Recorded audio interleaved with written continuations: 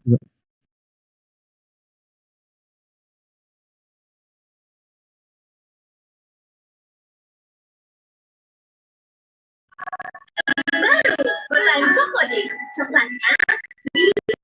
Pak. Baik, kalau itu sebenarnya mungkin ada dua hal yang berbeda ya. Jadi kalau tangkapan air itu akan dibuang kemana, itu mungkin pilihannya ada beberapa. Pertama, apakah akan langsung disalurkan di sungai utama? Ini yang biasanya paling dominan biasanya kita pilih ya. Jadi dibuangnya itu ke sungai utama selama tadi masih punya tinggi jagaan sungai utamanya. Kedua, tadi mungkin yang kalau yang pilihan Bapak, apakah di situ akan ada lokasi embung atau tidak? Sebenarnya si embungnya sendiri kan tidak bisa fungsinya untuk menangkap si saluran tangkapan itu saja. Biasanya si embung itu dipilih penempatannya yang pertama demand dulu, demand kebutuhan air dulu, karena fungsi embungnya sebenarnya untuk tadi menangkap air, kemudian tapi memang dipergunakan untuk kebutuhan warga. Sedangkan yang tambahan-tambahan seperti tadi air tangkapan dari jalan itu biasanya kan tidak terlalu besar juga, biasanya tidak ditangkapnya di embung, kecuali memang di situ ada, bisa, tapi biasanya kita arahkannya ke sungai utama, Pak. Nah, memang nanti desain sungai utamanya itu harus dihitung apakah tanggulnya gitu dihitung lagi. Maka dengan tambahan-tambahan tadi yang banyak, tinggi jagaan sungainya juga tetap terjaga. Jadi kita memberikan atau mengalihkan masalah kita ke tempat lain, tapi masalah tempat lain juga di tempat itu juga harus kita pikirkan juga dengan tambahan masalah tadi, dengan tambahan ada air tangkapan tadi, maka juga bisa diakomodasi gitu. Kalau bisa, gitu. Jadi kalau embung biasanya pilihannya tidak dari itu Pak, dari tangkapan air itu. Biasanya embung lebih ke demand kebutuhan air, air baku. Kemudian untuk yang tadi tambahan-tambahan dari situ mungkin bisa, tapi tidak bisa menjadi oke, ini saya mau nangkap air dari jalan gitu terus saya buangnya harus ke embung gitu. Biasanya pilihannya tidak ke situ dulu, Pak. Terima kasih, Pak. Terima kasih, Pak. Terima kasih. Thank you, Pak James. Oke, Pak Imam, terima. Yeah, I think we can collaborate for the next episode. Next, other question? Okay, please.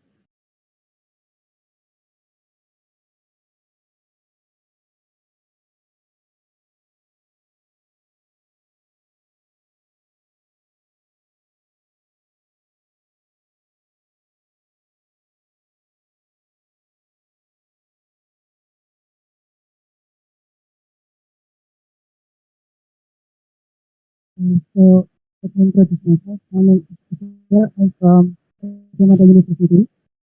So, what I'm asking is, what I from your presentation, that the modeling is made after the flooding is happened in that area, right?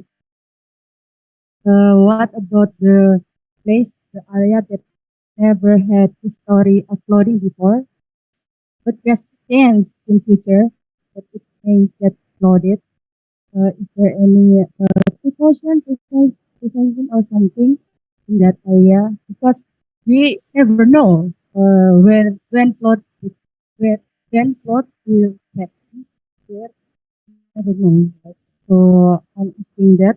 That's first question, and the second one: how much percentage of this model is used in the field? I mean, do government really use this model as some approach to prevent this flood, and how much percentage in your many years of experience? So that's my question. Thank you. Thank you. Ms. Fatin, question is related with the occurrence and the locations of flood. Yeah, how to predict in the future the occurrence of flood. Yes, thank you. So, how to predict place where it never happened floods before. And so actually because it is a model, right? So the baseline of the model first is we use the what you call the geographical data. So that will be our base what you call the base model. So the geographical data will be integrated with hydrological data. So the hydrological data can consist of the rainfall data, can consist of the discharge of the river data. Now, in that particular data, there are also in that particular river, we can call it. Usually, we already have the what you call the design data, and also we can generate the design data. So even for a place that has never been what you call the flooding before, maybe the river still until right now still have the what you call the low flow data with even with their in the rainy seasons the number or the value of the discharge it still can be accommodated by river itself. But we don't know if it's already the flooding event or not, right? So we can predict because we also have, as long as we have the geographical data, dam, or we also have the rainfall data, which it's already covered all of Indonesia. So I think we can like predict everywhere, even it's not happened yet. So we can predict by using that model, what if the city of A, maybe kota A, if there happened the 20 years flooding event, so we can try that by using this model, or for example, yeah, or maybe 100 years flooding event. So it is back to the river itself. Is the capacity of the river still accommodate the discharge or no? And also because in the flooding event like that, we did not generate Indonesian flooding by modeling the rainfall happens in everywhere, but we collected that rainfall data into one specific discharge data that we implement in the river. So if the river cannot accommodate the discharge, it will overflow, right? And then the flooding happen. So maybe I understand what your questions. So in some place where maybe flooding is still rarely, maybe the flooding event, or maybe also the river still the capacity is still good. The discharge is not overflow the dikes, but if we like adding more higher probable discharge of the rainfall, maybe 100 years, it may overflow. Then by this model, we can see which area, and we can calculate with how large is the Indonesian area by this model. So it's basically depend on your availability data. But as far as I know, the geographical data is already cover all of Indonesia, right? And we the rainfall data also, but then the river data maybe it's maybe in some place in some river we did not have the what you call the cross section and long section data. So because this is also important for the model.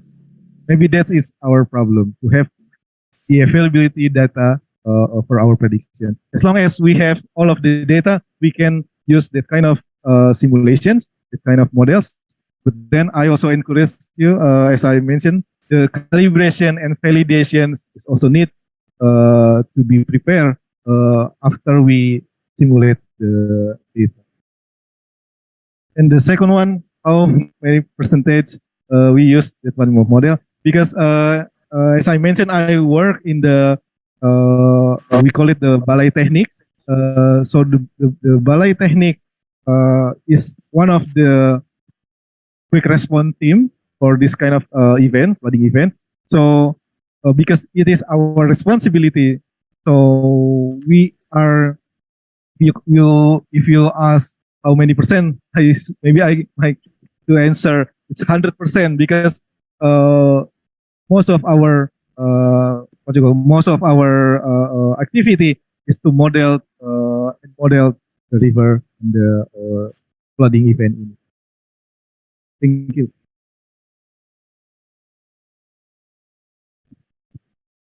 Thank you. James, the question?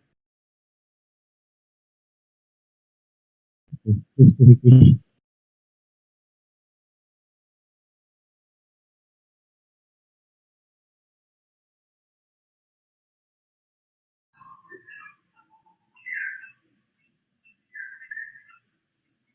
So thank you, Tati, for your perspective. Because I know that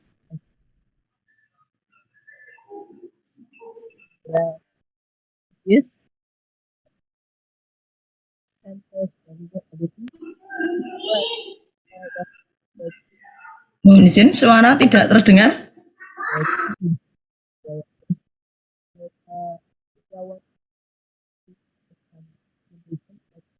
haven't really done so much for urban water. Our ministry needs to take a general. Maybe in the future we need to collaborate more with the general because maybe they have other threats ideas how to net our design so far. One complement something that is really successful, we have our south that we in the balai, the river basin organization. We are told that we have this, that we can collaborate better with other aspects of our own ministry. Therefore, move forward greener infrastructure. Thank you. Yes, Vicky, terima kasih. Yes, I agree that we are mostly working in the river scale and water basin scales. But what is also important is the local drainage system that maybe it's seen like really small, but once it's not like system is failed, then flooding is actually happen also there. So yes, I believe there are still many also researcher and also the researcher from the universities because they are have lots of maybe idea that are more deepened because our researcher in the ministry is more what you call the applied uh, thinking method, but then the philosophy, the theoretical, and also the source of the technology is also needed from the university also. Maybe that's why the collaboration between the university and also the ministry is really important also to make it more. You, Vicky, James, other questions? Okay, what? Okay, from Pak Haris from the River community.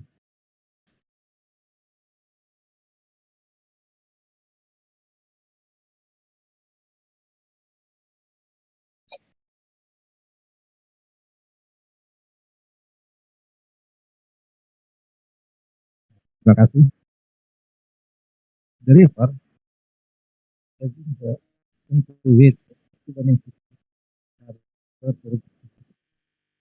disampaikan banyak hal dengan orang muda di bantaran sungai terkait dengan lainnya bangunan dan juga Anda di depan mobil yang bisa langsung memberikan manfaat di masyarakat.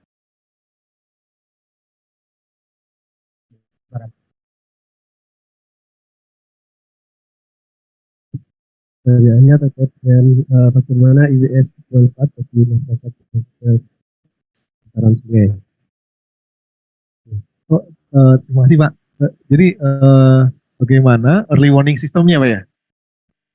Depan ya. Ya, terima kasih Pak. Jadi memang untuk early warning system ini mungkin belum semua. Yang pertama, sudah ada beberapa balai, seperti saya sampaikan, balai-balai wilayah sungai di Indonesia yang cukup merepresentasikan kondisi di provinsinya masing-masing. Kemudian balai-balai ini juga yang mengetahui data-data yang tersedia gitu ya. Karena early warning system ini juga sangat-sangat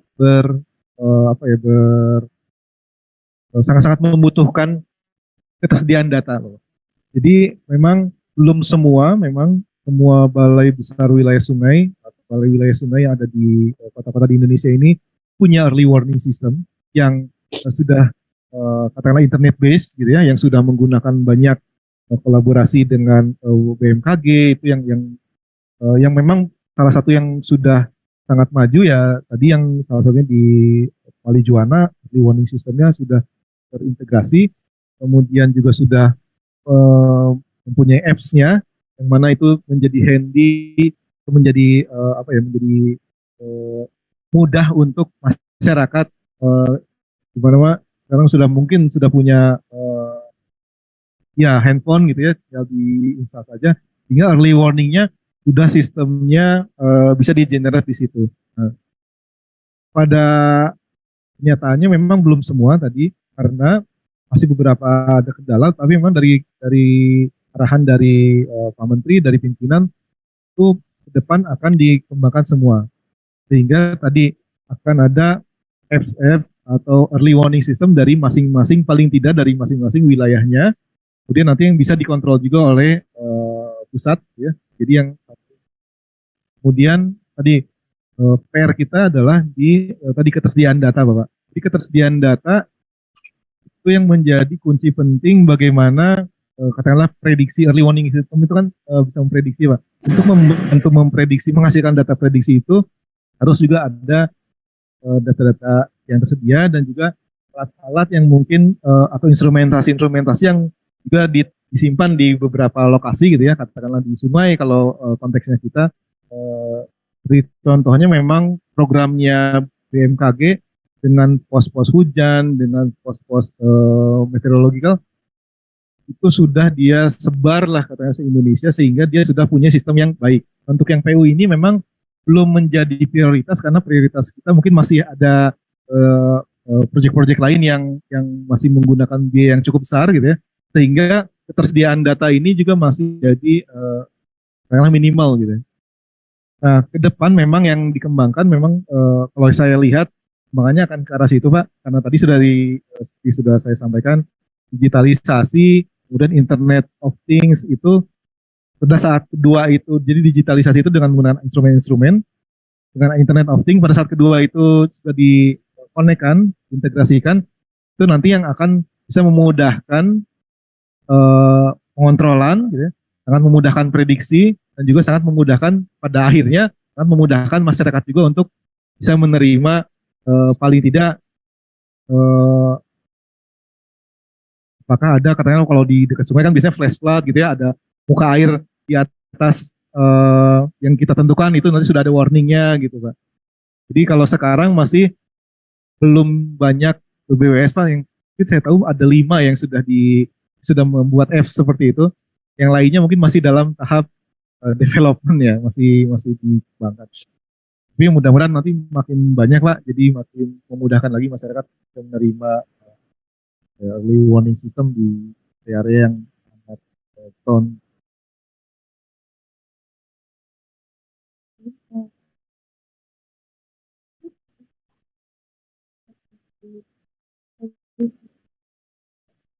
Ladies and gentlemen, maybe this question from the online participant became the last question to the second question. This is from Samba Subagja from DPKP Kota Cimahi. question is, how accurate is the model you have done compared with the real construction in Nanjing Smelter? Okay. Okay, thank you. So, talking about the accuracy again, as I mentioned that we cannot make 100% accurate because it is really it is very sensitive. Model is very sensitive. So what we can do is we minimizing the error or the failure of the model. And the other one that I have to highlight is we are using the calibration and validations. That is maybe the least method that we can do to have a adding a confidence of this model. So by doing the calibration and validation, at least we know that our models or our parameter is already representing the most dominant trends of that real river in the field, for example. So I cannot say it's 100%, 90% because it is really sensitive. But the thing is with the models is we can predict the worst scenario. So because we can predict the worst scenario, then we already have the mitigation plans of our locations. So even if it is not really accurate, maybe if you want to have like accuracy is like the water level of like a day for 24 hours in the models will be the same exact in the river in the fields. We cannot do that as far as I working in several years in the modeling. We cannot predict things like that, but we can take the trends, we can take the tendency, and we might have the accuracy 100% for some parts of the what you call the process. So again, what models that we are used by the ministry, at least by my project and my research, is that the accuracy of calibration and validation needs to be 100%. But the results of overall models, I cannot say it's 100% because it might be 100%, but it might be 50%. But yeah, we don't want to have like 20 or 30%, right? But the thing is, the model is only supporting tools, as I mentioned, because there are lots of parameters that we need to define in our mitigation plans, and models are important, but it is only supporting tools. So it can help you to visualize, can help you to understand better the problem, can help you to try out your scenarios in the model. So I think that's it. Okay, thank you, Pak James, Mr. James Sulfan. Apparently, we still have some questions and discuss. However, due to the limited time, we have to end our presentation. Please give a round of applause for Pak Sulfan. Thank you very much. Yeah, we will invite the second presenter, but from information, our team will give speech.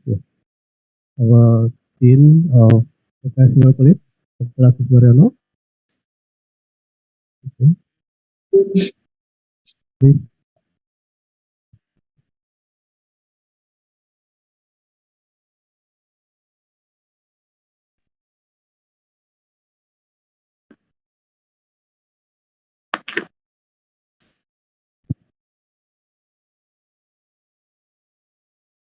Please, Dr. Agus Waryono.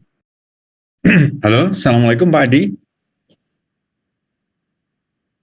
Halo Pak Adi, Assalamualaikum. Waalaikumsalam. Ayo. Hear me?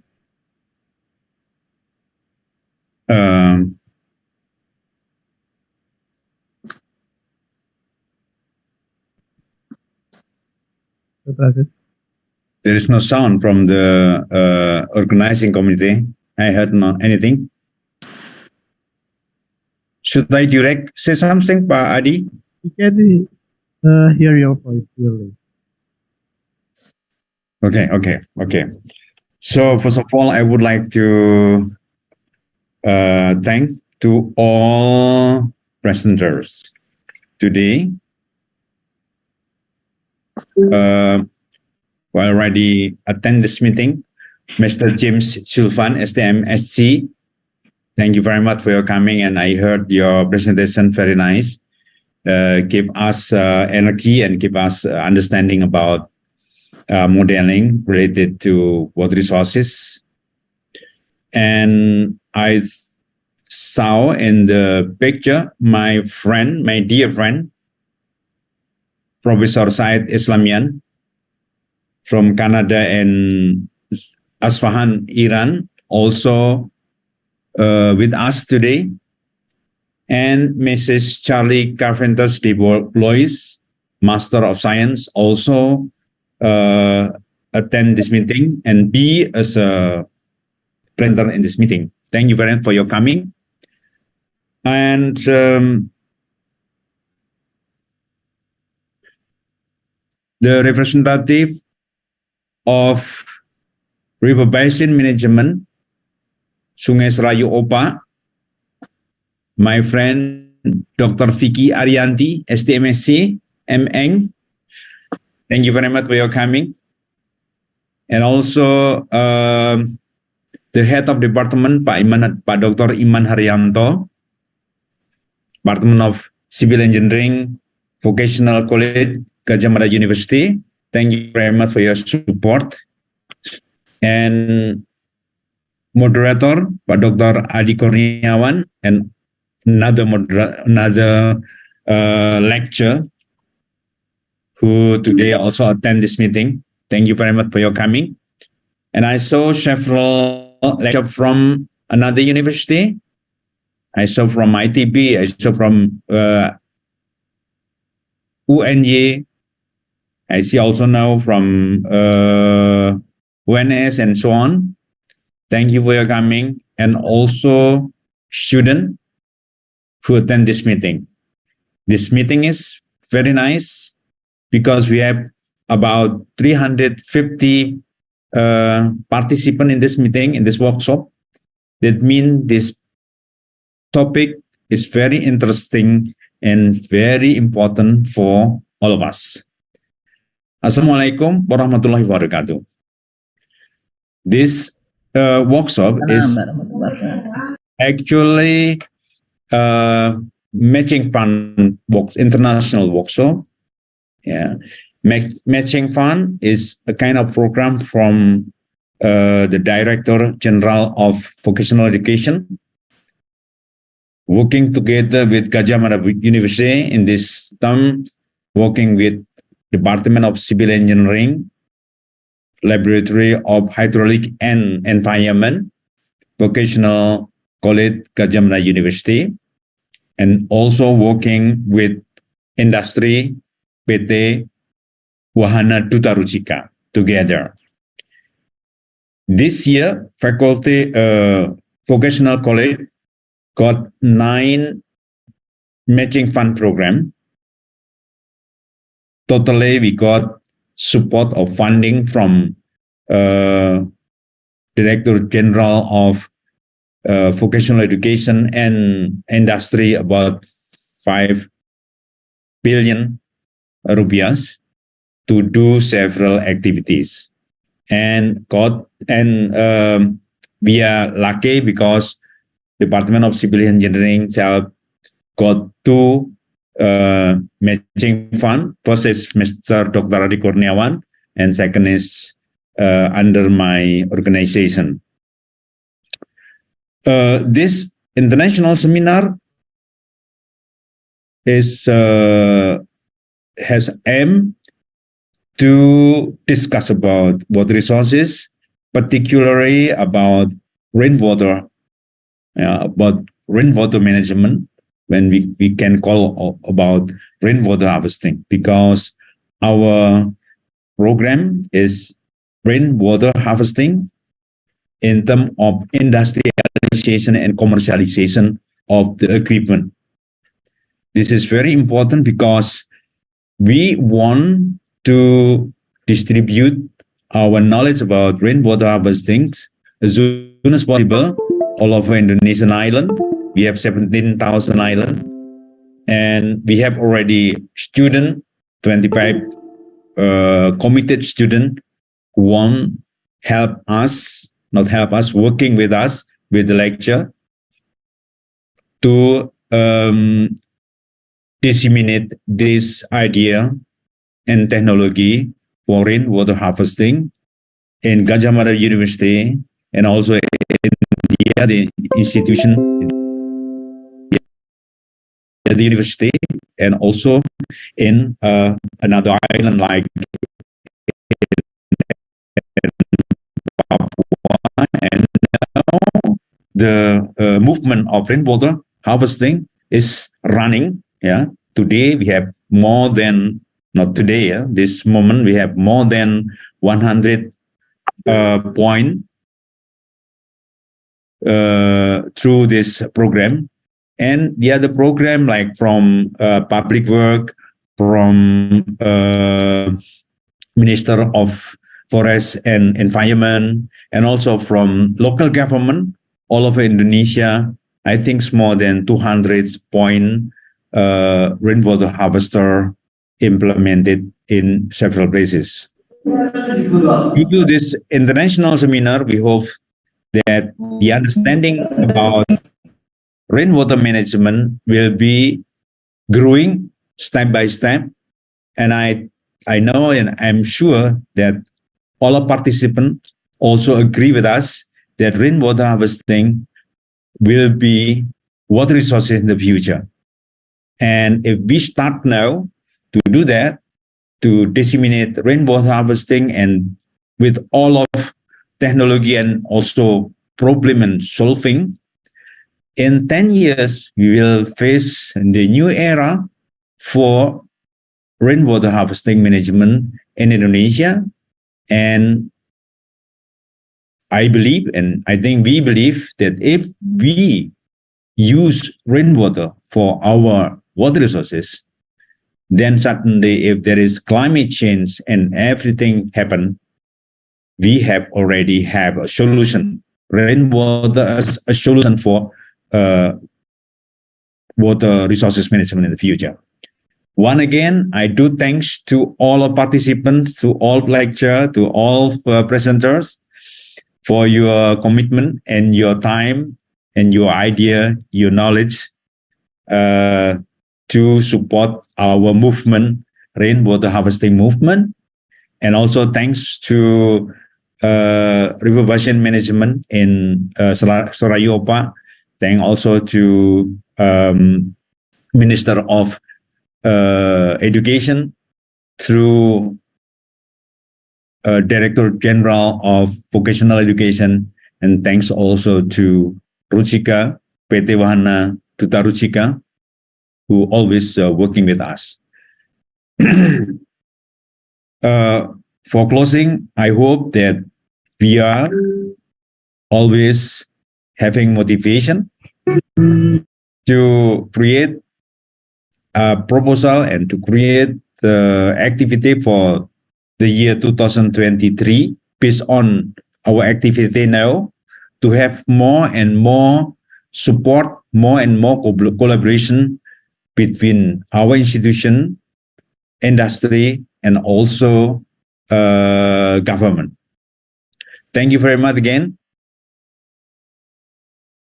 Assalamualaikum warahmatullahi wabarakatuh. Waalaikumsalam warahmatullahi wabarakatuh. Thank you, Dr. Agus Mariono. Thank you, Pak Adi. Okay, next we invite our second presenter, our honorable presenter, Prof. Said Islamian from Isfahani University of Technology in Iran. Professor Said Islamian now is a full professor in Sebuah University of Technology, and he is the editor of some journal publication related with water productivity journal, and also chief of International Journal of Hydrological Science and Technology. We have 30 minutes, Prof. Islamian, and this Prof. Said.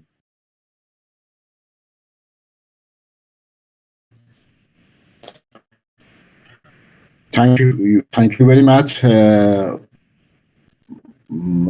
first of all thank Professor Agus Mariano for invitation, and all scientific committee members for invitation, and thank you all attendants for participation in this important seminar. Good morning. I am now in Iran. The time is 7:48 a.m. Good morning again, and I want to present my seminar. As you see, my seminar is about reducing water consumption in urban environments. I should apologize for my bad voice. I am catch cold, and I apologize in advance for my not good voice today. As you see, the presentation is about reducing water consumption in urban environment. Next slide.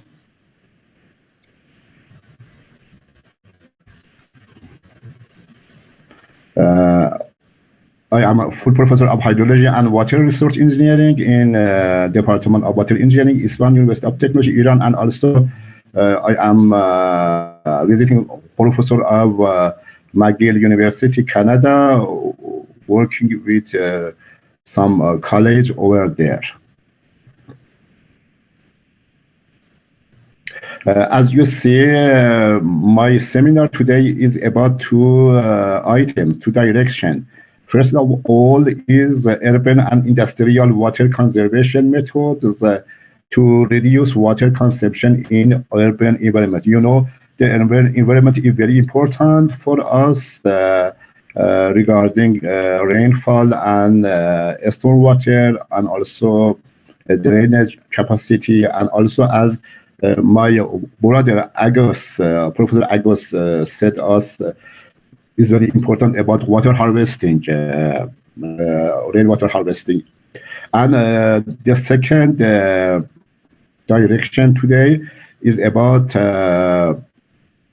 how to quickly improve water efficiency in urban area by using cost-effective water-saving devices and techniques. You know, the economical aspect of water resources is very important for us today.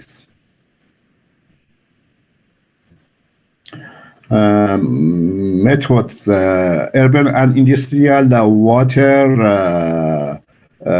We first of all talk about urban and industrial water conservation methods to reduce water consumption in urban environments.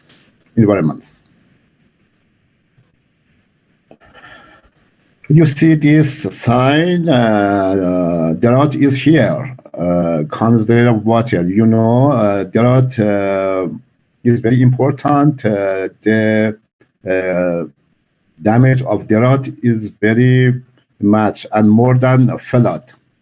The time of drought period is very high, and also damage is very high. If you compare the drought with flood, then we should conserve water carefully. You see this figure. This figure is very important. This diagram show you the freshwater capacity in the column left-hand side. You see all fresh water. About 96.5 is ocean, and just a little 0.9 is other solid water, and fresh water is only 2.5%. We could divide and explain this 2.5% in two other columns, middle and right. In middle column, you see glacier and ice caps about 68.7%, and groundwater about 30%. And other fresh water is not much, is about 1.2%. And if we could explain this 1.2% in the right column, you see the details. About 69% is ground and ice permafrost. Lakes is about 21%, and atmosphere is just 3%, and living things is about 0.26%. Rivers is about 0.5%. Swamps and marshes is about 2.6%, and soil moisture also is not much. It's about 3.8%. that this soil moisture is available for agriculture and planting, as is not bad. Then you see only 2.5% of the world water supply is fresh water, and much of that is inaccessible. You see also this figure. This figure also show different part of the system. You see in above or left-hand side, interception green roof system. As Professor Agus explained us today, interception is very important. Also, green roof system is very important. Today in our city for intercepting or absorbing water and entering to system. Indoor cycling and conservation, you see. Also CSO. CSO means combined sewer overflow storage treatment. You see at the left-hand side. Urban flood plain design. So,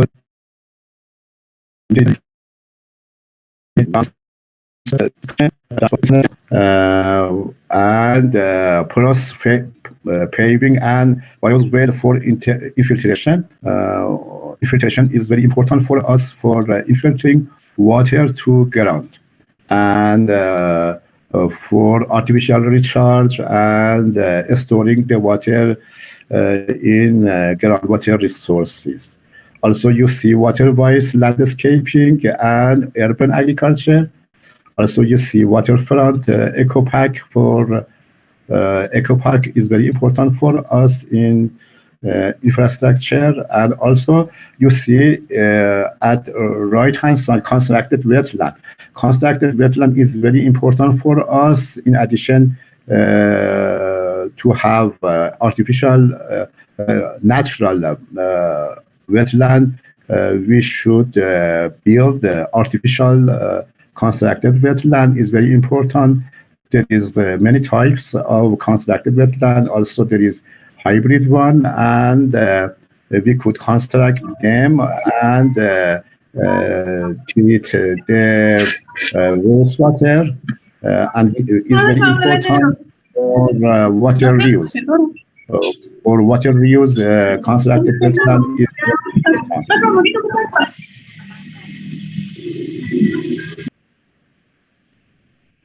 Next slide.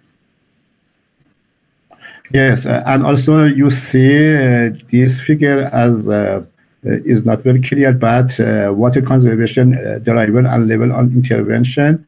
You see the different part, individual, targeted, and broad, smart, and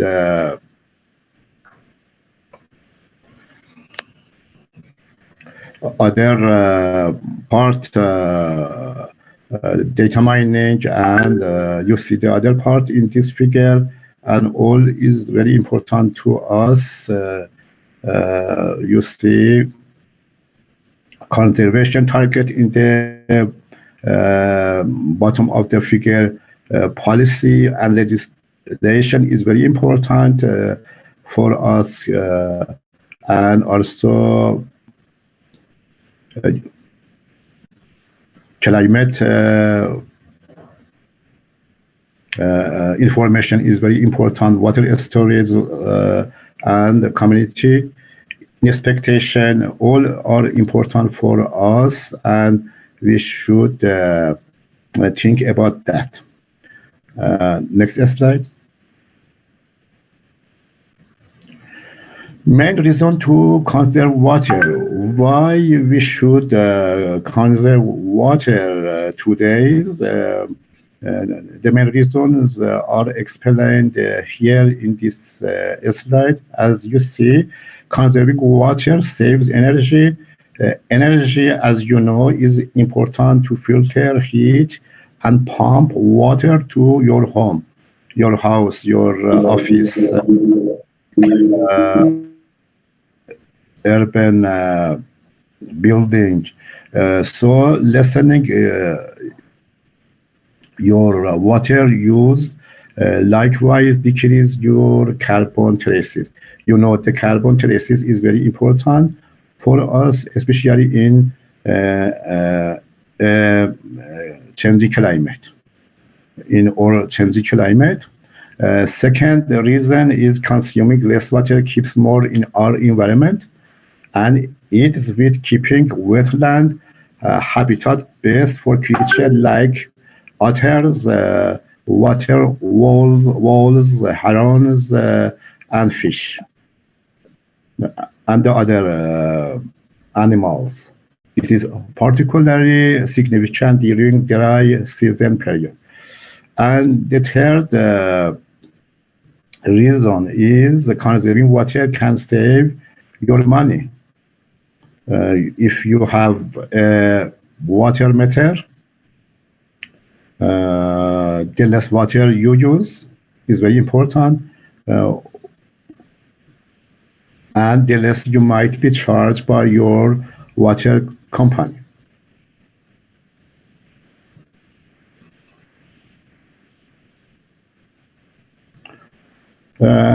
Not in this slide, we talk about the kitchen. You are all familiar about the kitchen area, and this room. I present for you some notes, some important notes. First of all is don't leave the water running for rinsing whenever you wash the dishes by hand. If you wash the dishes by hand, it is the ideal way. If you have two sinks, fill one with rinse water. If you just have one sink, use a shower gadget instead of giving the water a chance to run. This is very important. This saves about 200 to 500 gallons every month. When washing the dishes by hand, use a minimal detergent as much as possible. This limits the rinse water needed. This saves about 50 to 150 gallons every month.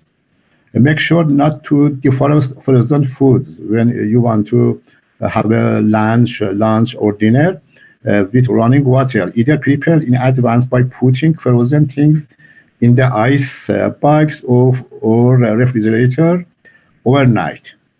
or defrost them in the microwave. This saves about 50 to 150 gallon every month. And also make sure not to run the faucet while you clean vegetables. Wash them in a filled sink or container.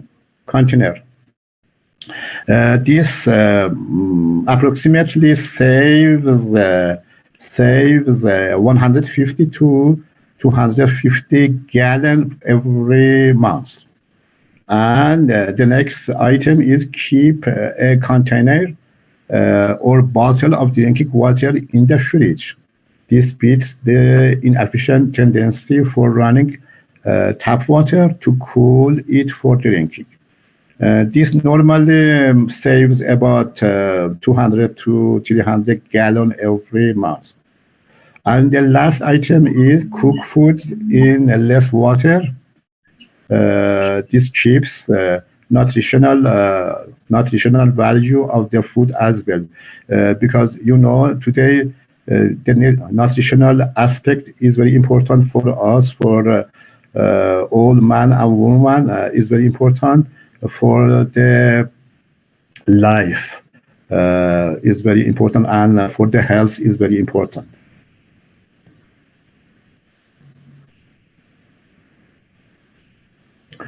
And also about the bathroom. You are all familiar about the bathroom space and details. I mentioned for you in this slide 6 items, 6 points about the bathroom and water saving. When taking a shower, don't misuse the cold water while sitting tight for hot water to reach the shower head. In a container pail, catch that water to water the plant outside or flush in your toilet. This normally saves 200 to 300 gallon every month. Also examine the toilet for leaks. Leaks is very important and very sometimes dangerous for us. Seepage and leakage are both very important for us. Place dye tablets or food coloring into the tank if the color shows up in the bowl without flashing. There is certainly a leak that ought to be repaired. This normally saves 400 gallon per month. Also, make doubly sure your toilet is an ultra-low volume flush model, because we have many models for toilet volume which utilize only 1.5 gallon each flush. And also make sure to turn off the water or faucet while brushing your teeth. This saves 3 gallon every day, because you make brushing your teeth every day, and this saves 3 gallon every day. And also don't use the toilet as an ashtray or waste basket. It's not good. Every time you flush a cigarette butt, facial tissue, or other small bits of trash, you are wasting gallon of water. Please put them in the proper garbage bin. And the end point in this slide is take shorter shower for saving the water. One way to cut down on water use to turn off the shower after soaping up, then turn it back on to rinse. A 4 minutes shower uses approximately 20 to 40 gallon of water. Some people listen music. At shower is good. Listen music, but pay attention to the time.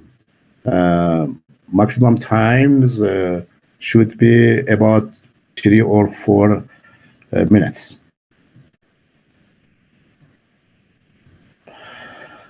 And about the laundry room. Laundry room is an important room in every house for washing and cleaning the clothes. A high efficiency washer is ideal for saving water in the laundry room. It uses less water than the traditional washer. Likewise, it will eliminate more water from the clothes before drying, bringing about shorter dry times.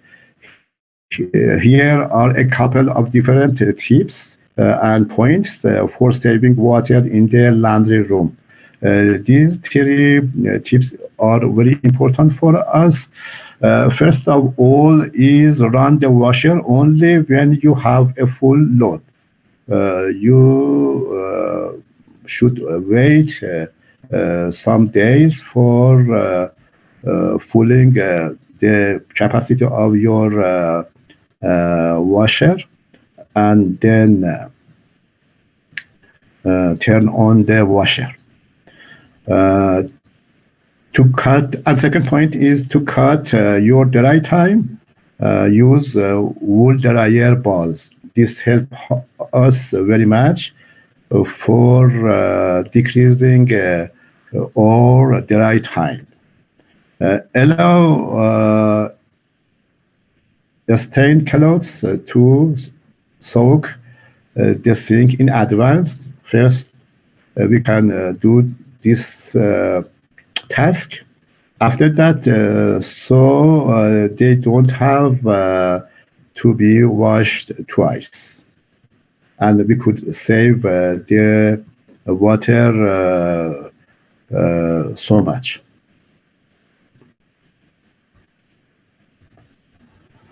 And about the yard or garden, particularly the house having a yard or garden in apartment, less apartment or not much apartment having the yard or garden, but the majority of house have garden.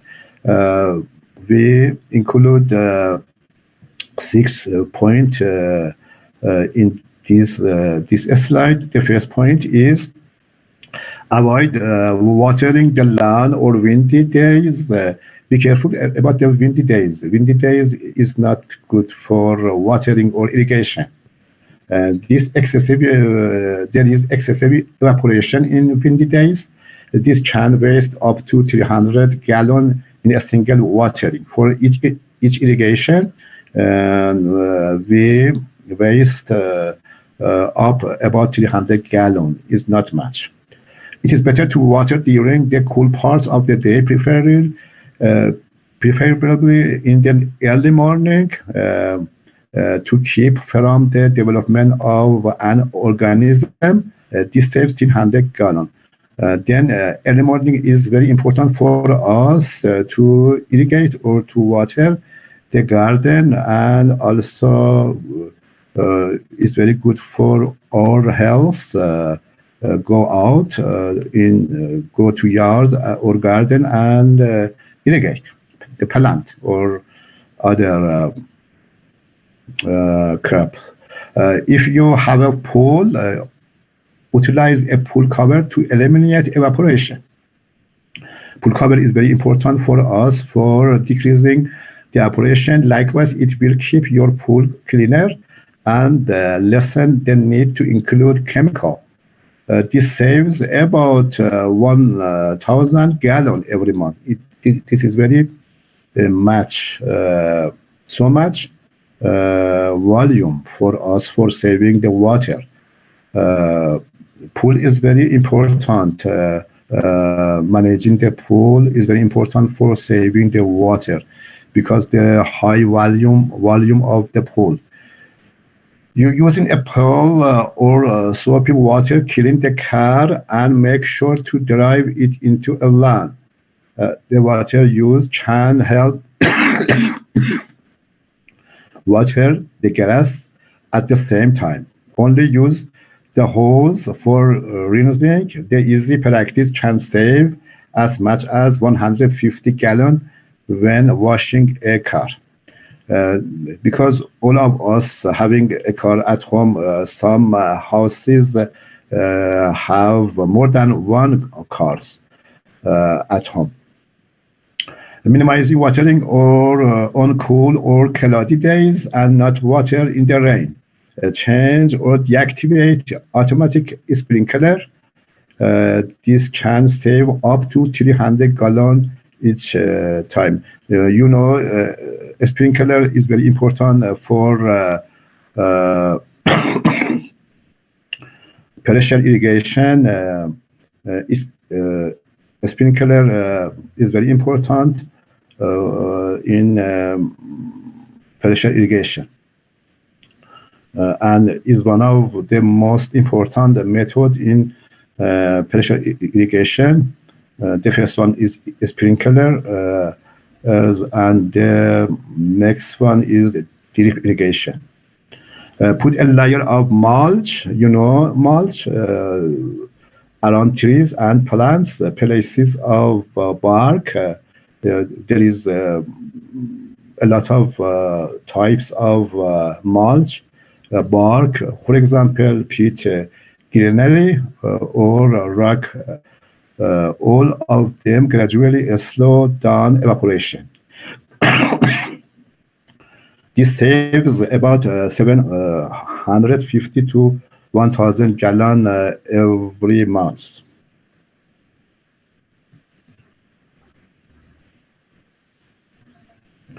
For kids is very important.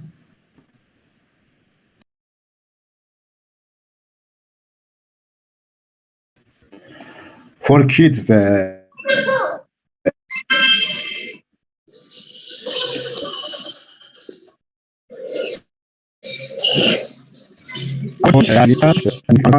rather use a little pool to enjoy water outside or use sport-related toys and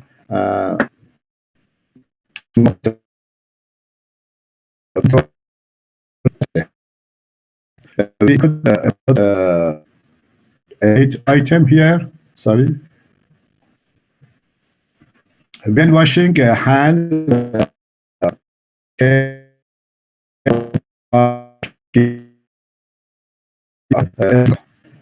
try not to let children flush tissues or other things down the toilet. In addition to fact that this is inefficient, it can cause serious plumbing issues.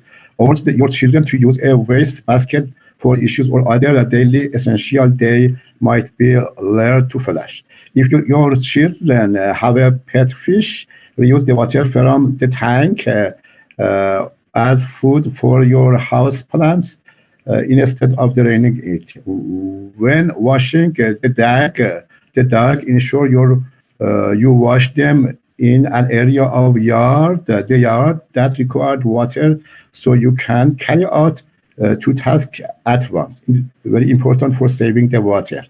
If you have the cats or dogs or other type of animal, be sure the soap you use is safe for plants, because some plants are very sensitive regarding soap. Train kids to consistently turn the faucet firmly to avoid drips and unnecessary water waste. Tell your kids not to play with the garden hose.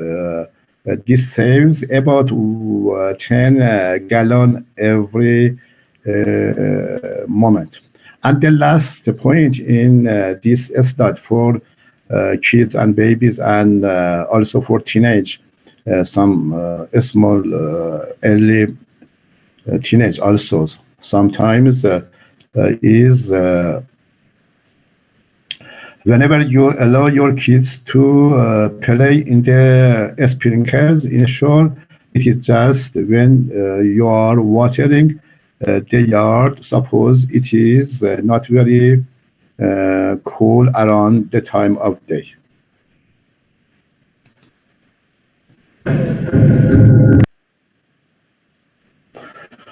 Next slide, as you see here, participant is about encouraging a natural regeneration of vegetation and supplementing with artificial regeneration. Regeneration is very important for us and is the renewal of a forest crop by natural or artificial means, using crop by sowing, planting, and may it be through artificial methods.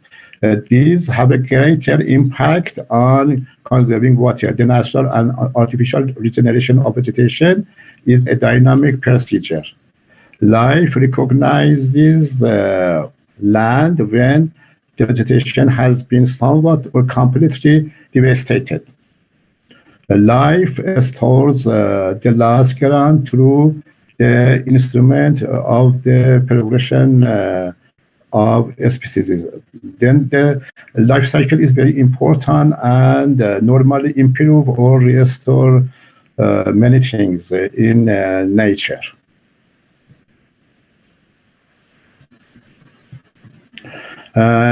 Rising awareness of water conservation. In this slide, in some paragraph, we consolidate some important point for all participants.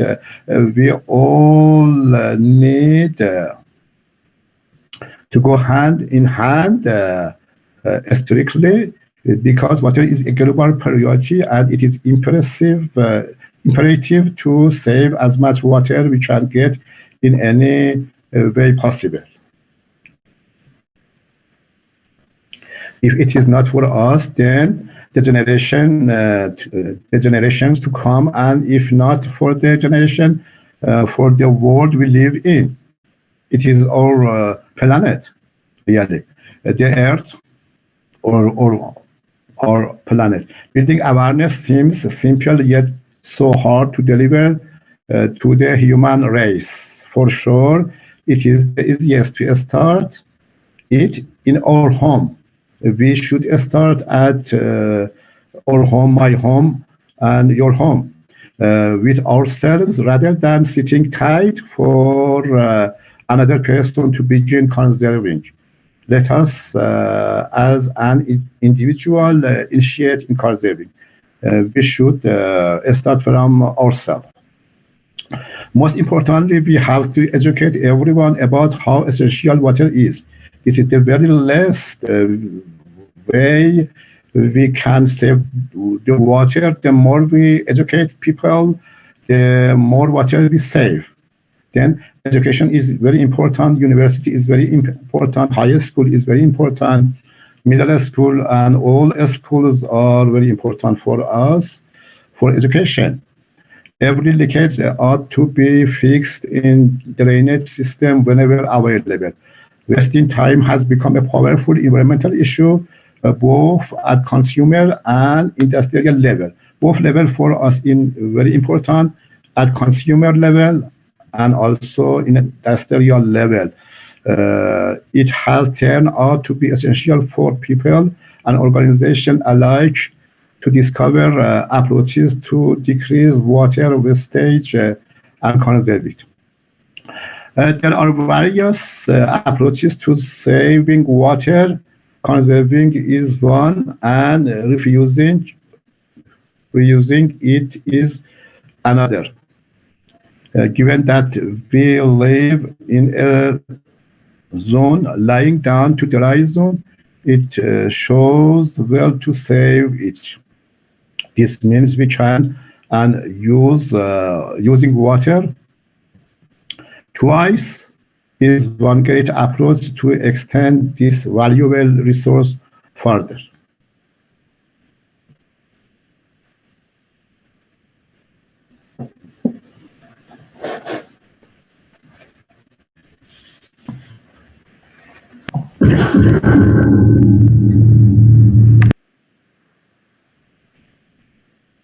Next slide. Excuse me, Professor. Slide is repeat. Some slide is repeat. Go ahead. Go ahead, please. Go ahead, please. Go ahead, please.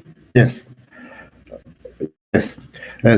Saving water in special conditions, at some point it is necessary to use extra measure to reduce the amount of water you consume at home, also suitable for any situation. These techniques may be especially helpful when water levels are high around your house. Your community water system temporarily loses the capacity to supply adequate amount of water. You should consider these changes. Some points are important in this slide. First of all is use mulch around trees and shrubs and in garden beds.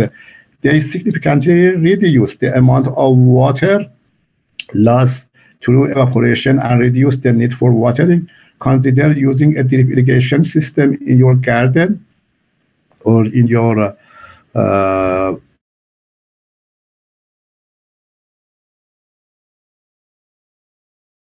the root zone of plants and reduce weeding. You know, the weeding is very dangerous for our garden sometimes. The majority of times, most of time, because it doesn't water areas between crop rows and hills. Use only plant variety that are well adapted to your locality and soil condition. You know, the soil condition is very important for farming, and also your local climate is very important, or also topography. Topography is also very important for your farming. Less suitable with varieties may need more fertilizer or water to live. Use the water from your roof downspots for watering your garden and flower beds. You could use your roof of your building or your house or your shop and other buildings for storing the water and using for in agriculture or gardening.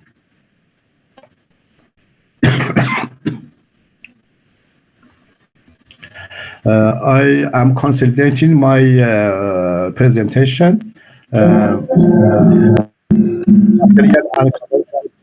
Water conservation practice, water cycling in the reuse of water for a similar application for which it was initially used. Recycled water may require treatment before it tends to be reused. Cooling water distribution and wash water recycling are the most broadly used water recycling practices. The accompanying rules are to be used when considering water reuse and recycling in industrial and commercial application. There is 4 points in this slide on consolidated content due to limitation of time. First of all is identification of water reuse possibility. Are these zones inside the manufacturing plant or in the production process that presently use water just once? That would be agreeable to reuse or not? Determination of the base water amount. We still have 2 minutes left. Sorry? We have 2 minutes left. Yeah. The determination of base amount required for the given use are these areas inside the plant or in the production processes where more water is being provided than is expected to achieve the purpose. Identification of wastewater source to fulfill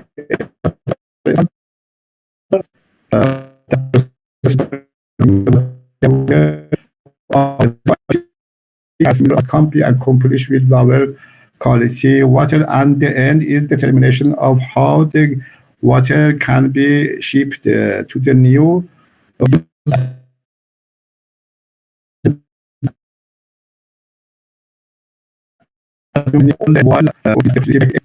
to allow recovery and distribution recycling of the water presently sent to waste. What might different treatment be important to reuse this water? What is the general cost of the necessary changes versus the cost of the raw water over the life of the adjustments?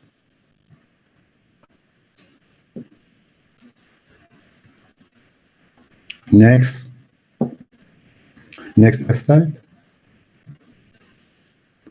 Cooling water recirculation is very important. Recycling inside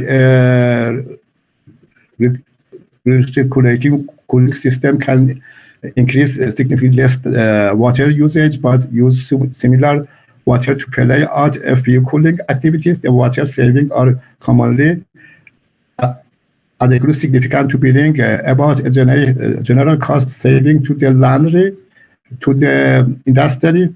Such saving can be considerably more prominent if the waste heat is used as a heat source somewhat else in the production process. These cooling water protection approaches are commonly used to diminish water consumption. There are three: evaporating cooling, ozonation, and heat exchange. And the last one is wastewater recycling. Also is very important and is another usage of water by industry. Is using fresh or deionized water to eliminate contaminate from item and equipment. And the next one.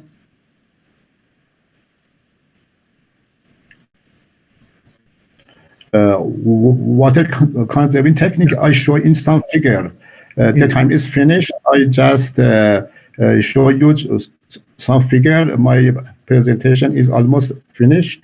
Water conserving technique, how to quickly improve water efficiency in urban area by using cost-effective water saving device and technique. Next. You see the gray water recycling system in this figure, turning waste into resource and different part of the system. Gray water overflow, gray water.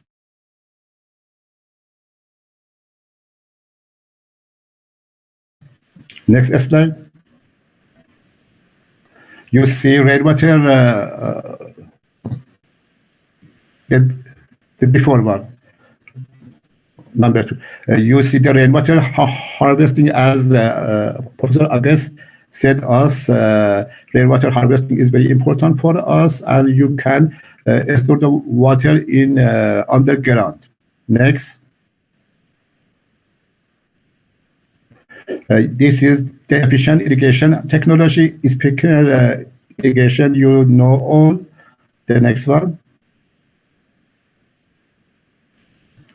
This is water meter for metering the water. The next one. And this is the pressure reducing valves. The next one. And this is insulated pipes. Is very important for us. And this is efficient taps, saving 90%. And this is water saving showers. You are familiar, all of you. The next. And efficient toilet. The next one. And this is the conclusion. I consulted the conclusion. You see all my items. I don't want to read all of item. All of item, as you see, we can save a lot of volume for saving. For example, the second item is 39,000 gallons of water are expected to create a vehicle. You use a vehicle for your vehicle, 39,000 gallon water use. And other items you see, dishwasher, shaving, washing your hand, flushing the toilet, and all. You use a lot of many gallons, and if we sum up all of the volume, you see we could save many items and use in irrigation or gardening or another place. Next one. And thank you very much for your attention. The next one. The next one. The next, but this is my references. About reducing water consumption in urban environment. Yeah. Now we have.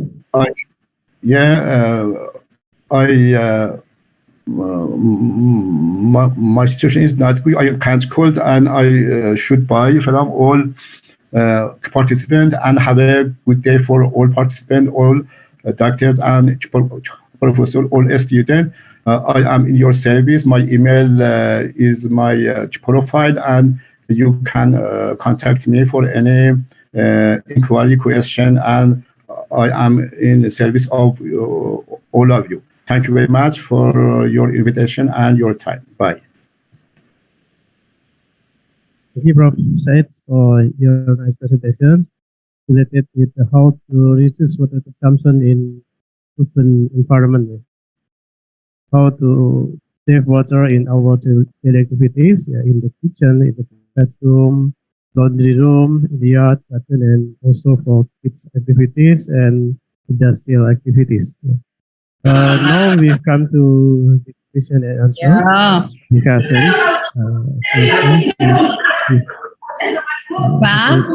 The question from chat room.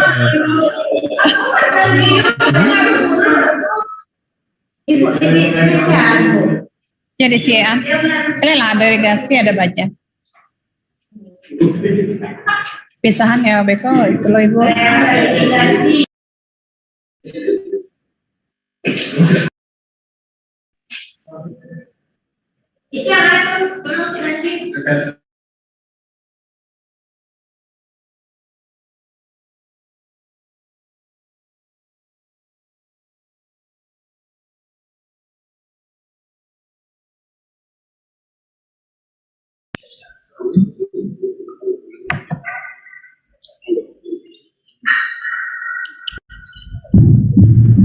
Please. Question?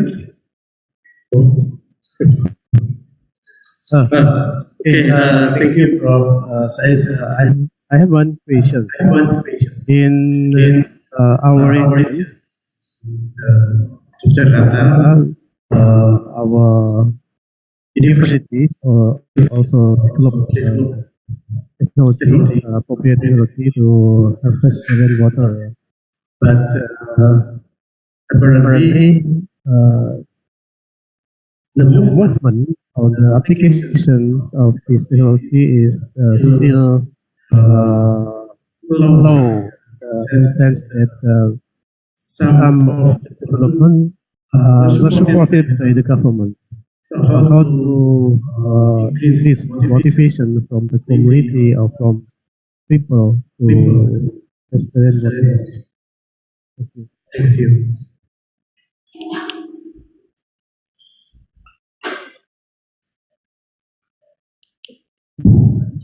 Excuse me, can you hear me?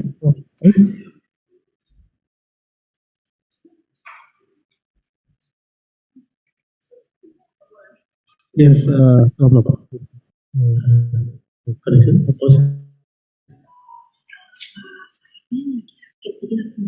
Oh, okay. Prof. Said already left from our chat room. our Zoom meeting. Yeah. So we can conclude that from our two honorable speakers. For the first speaker, Mr. Tim Sulfan, that informed that physical and numerical modeling is very important to check the accuracy of the design of hydraulic structure, and it's a sophisticated tool to check the accuracy of design hydraulic structure for flood mitigation. And now some institutions develop some apps or program to increase the awareness of disaster occurrence. For example, Minister of Public Housing also developed an app, also collaboration with National Disaster Agency. They develop NARIS program that can be accessed by community to check the awareness of disaster. So the second presenter, Professor Said Ismian, he present some best practices how to save or reduce water consumptions in our daily activities. So maybe we can also try to reduce our water consumption in our daily activities. For example, for public Muslim community can use water for wudu economic efficiently. Okay, we finish session. Thank you very much for honorable speakers. Please let's give a round of applause for them.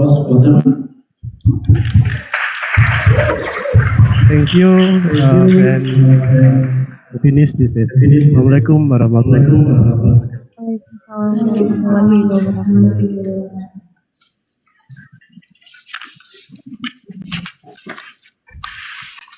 Okay, thank you for everyone and our speaker. They have been delivered and will be hand over of moderator for the first speaker. The first innovator of podcast, the moderator, Mr. Doctor of Technology Adi Kurniawan Sarjana Teknik, which will be handover by our Head of Civil Creative Connection 2022, Zaki Farhan. For Zaki Farhan, please welcome to the stage. And for Mr. Adi Kurniawan, please welcome to the stage again to give the talk.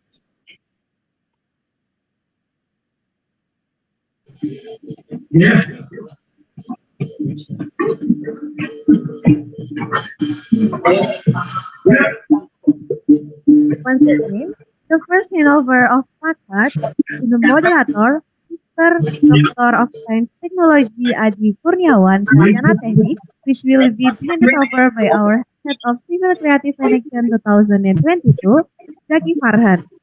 And for Zaki Farhan, please come to the stage.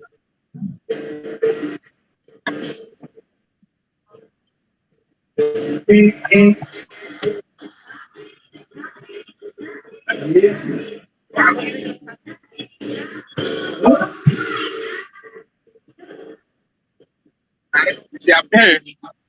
Protone bingung golek kroso. Dari kata pengusulan sing lawas kan kayak gitu.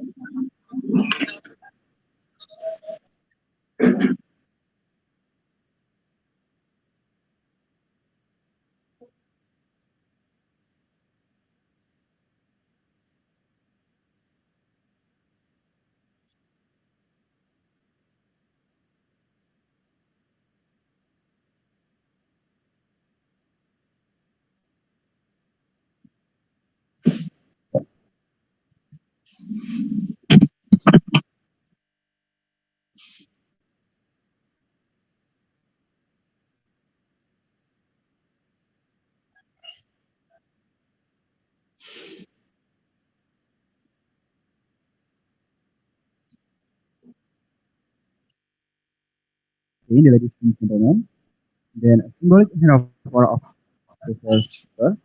Professor Syed Islamian.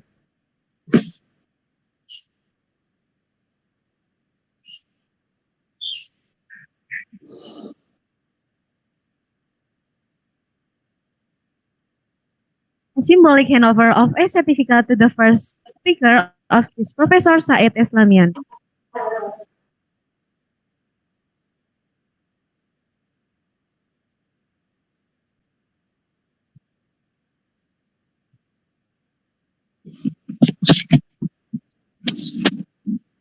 Ladies and gentlemen, handover of plakat to the speaker, famous Lufan, Sarjana Teknik, Master of Science, which will be handover by Head of Civil Engineering Department, Professional College, Universitas Gajah Mada, Doctor of Engineering Iman Haryanto, Formator Iman Haryanto.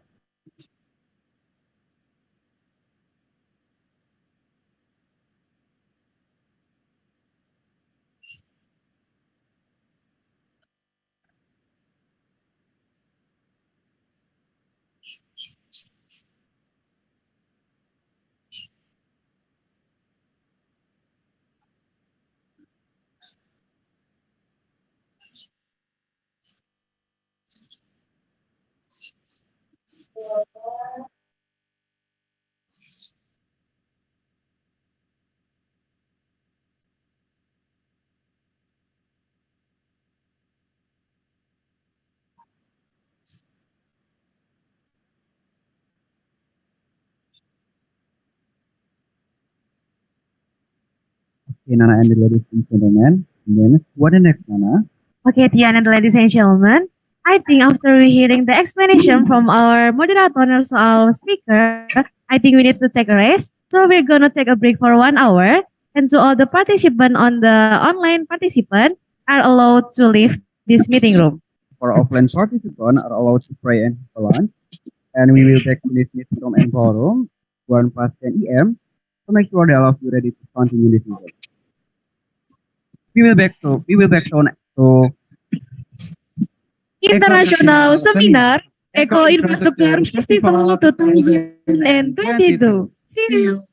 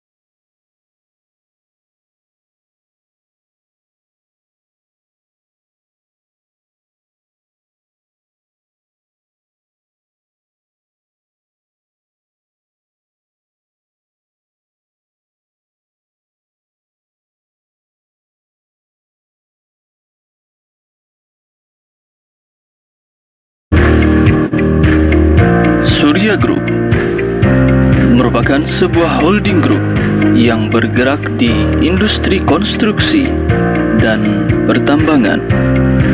Berproses sejak tahun 2017, holding group ini berkembang menjadi perusahaan yang selalu mengedepankan mutu, kualitas, dan kesejahteraan bersama. Pada bidang konstruksi, Surya Group memiliki unit usaha yang bergerak di jasa, kontraktor konstruksi, dan batching plan yang memproduksi beton ready mix dan precast dalam jumlah besar. Sementara pada bidang pertambangan, Surya Group memiliki unit usaha yang bergerak di bidang kontraktor batubara dan jasa pemasaran dan penjualan batubara. Berikut unit usaha Surya Group Holding Company, PT Surya Mataram Sakti dan PT Sumber Wijaya Sakti bergerak di bidang kontraktor konstruksi.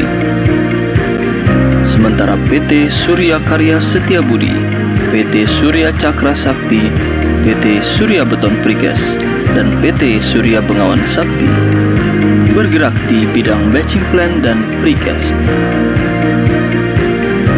PT Surya Jaya Mataram dan PT Surya Cakra Bara Nusantara bergerak di bidang batubara.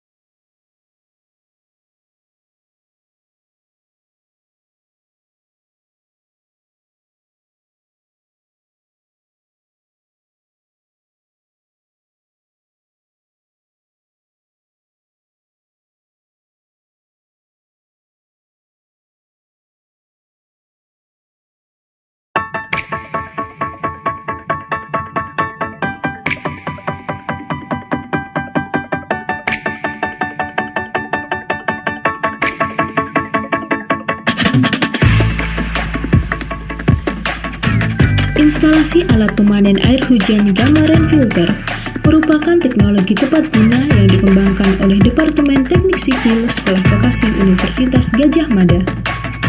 Alat pemanen air hujan berfungsi sebagai penampung air hujan dan dapat digunakan saat musim kemarau tiba. Komponen alat pemanen air hujan terdiri dari 4 komponen. Yang pertama yaitu saringan penghalau daun. Saringan penghalau daun berfungsi sebagai penyaring kotoran berukuran besar seperti daun dan sebagainya yang ikut terbawa dalam aliran air hujan pada talang air. Yang kedua yaitu saringan debu kasar. Saringan debu kasar berfungsi untuk mengumpulkan kotoran seperti debu, pasir, dan sebagainya yang masih terbawa dalam aliran air hujan dan tidak tersaring pada saringan penghalau daun. Yang ketiga yaitu saringan debu halus. Saringan debu halus berfungsi untuk mengatur pola masuk aliran air hujan yang akan ditampung, sehingga kualitas air yang tertampung dapat terjaga dari kotoran yang masih terbawa aliran air.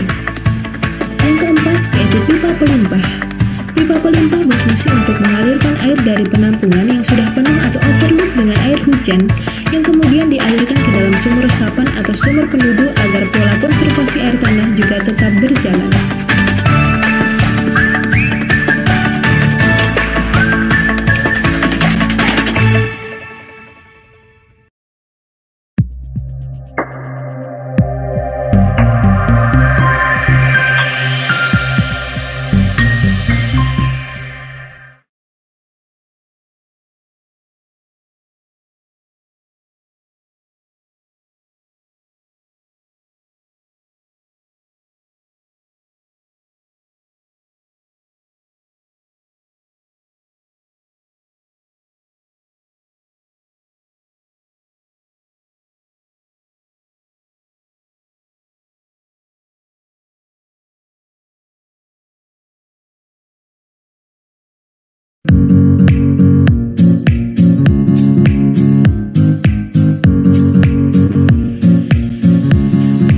Program pemberdayaan desa binaan yang dilakukan oleh tim keluarga mahasiswa Departemen Teknik Sipil Sekolah Vokasi Universitas Gadjah Mada bertempat di Padukuhan Banyumanik, Desa Pacarejo, Kecamatan Semanu, Kabupaten Gunung Kidul. Kegiatan PPDB dimulai pada hari Minggu 5 September 2021 dengan melakukan survei bersama dosen pembimbing, Kepala Duku Banyumanik, dan tim PPDB. Selain survei, kita juga melakukan drop bahan instalasi pemanen air hujan, serta mengonsepkan kegiatan PPDB dan kegiatan berkelanjutan. Pada hari Minggu, 19 September 2021, telah dilaksanakan kegiatan kedua dari rangkaian pengabdian PPDB di Padukuhan Banyumanik. Kegiatan pemetaan dibagi menjadi dua, yaitu pelatihan supir ARJIS dan mahasiswa terjun langsung ke masyarakat Padukuhan Banyumanik untuk melakukan pendataan kepada masyarakat. Data hasil dari pemetaan akan diimplementasikan dalam bidang 2 dimensi dan 3 dimensi dengan hasil akhir yaitu buklet dan maket. Hari Sabtu 25 September 2021 telah dilaksanakan kegiatan ketiga dari rangkaian pengabdian PPDB Banyumanik. Kegiatan sosialisasi pembuatan instalasi pemanen air hujan atau IPAH mengundang seluruh warga Padukuhan Banyumanik. Sosialisasi tersebut menjelaskan tentang perakitan dan perawatan instalasi pemanen air hujan. Dalam perakitan IPAH, tim PPDB dibantu oleh Karang Taruna Padukuhan Banyumanik. Sedangkan dalam sosialisasi dihadiri oleh ibu-ibu PKK Padukuhan Banyumanik. Hari Sabtu 16 Oktober 2021 telah dilaksanakan kegiatan keempat dari rangkaian PPDB Banyumanik. Kegiatan ini terdiri dari pembuatan maket, finalisasi instalasi pemanen air hujan yang terintegrasi dengan kolam ikan dan hidroponik. Hari Sabtu 13 November 2021 merupakan acara puncak dari rangkaian kegiatan pengabdian PPDB Banyumanik. Kegiatan ini adalah sosialisasi Gerakan Nasional Kemitraan Penyelamatan Air yang bekerja sama dengan Balai Besar Wilayah Sungai Serayu Opak. Sosialisasi tersebut dihadiri oleh pembicara yang handal dalam masalah perairan seperti Balai Besar Wilayah Sungai Serayu Opak, Balai Pengelolaan Daerah Aliran Sungai dan Hutan Lindung, Pak Eko dari Geografi Pasca Sarjana UGM, Pak Adi dari Departemen Teknik Sipil Sekolah Vokasi UGM, dan Buning dari Komunitas Banyubening. Sedangkan untuk tamu undangan dihadiri oleh Panewu Semanu, Lurah Pacarejo, dan Ramil Semanu, Polsek Semanu, Ketua PT LJK, dan Ketua PHBD. Selain ada sosialisasi, pada hari tersebut ada kegiatan proyek sosial dengan melibatkan anak-anak serta pemuda Karang Taruna Padukuhan Banyumanik di mana ada berbagai perlombaan, melukis, pembuatan gapura, dan edukasi ke anak-anak. Permasalahan air bersih yang terjadi di Padukuhan Banyumanik merupakan permasalahan sejak lama yang ingin sekali diatasi. Hal tersebut dapat terlihat dari antusiasnya masyarakat saat kami ada kegiatan di Padukuhan Banyumanik. Dengan adanya instalasi pemanen air hujan, diharapkan masyarakat dapat menggunakan teknologi filtrasi ke bak penampungan di rumahnya masing-masing. Sehingga air yang ditampung oleh bak penampungan dapat lebih bersih. Dan tentunya dengan diselenggarakan PPDB di Padukuhan Banyumanik dapat menjalankan kegiatan yang berkelanjutan.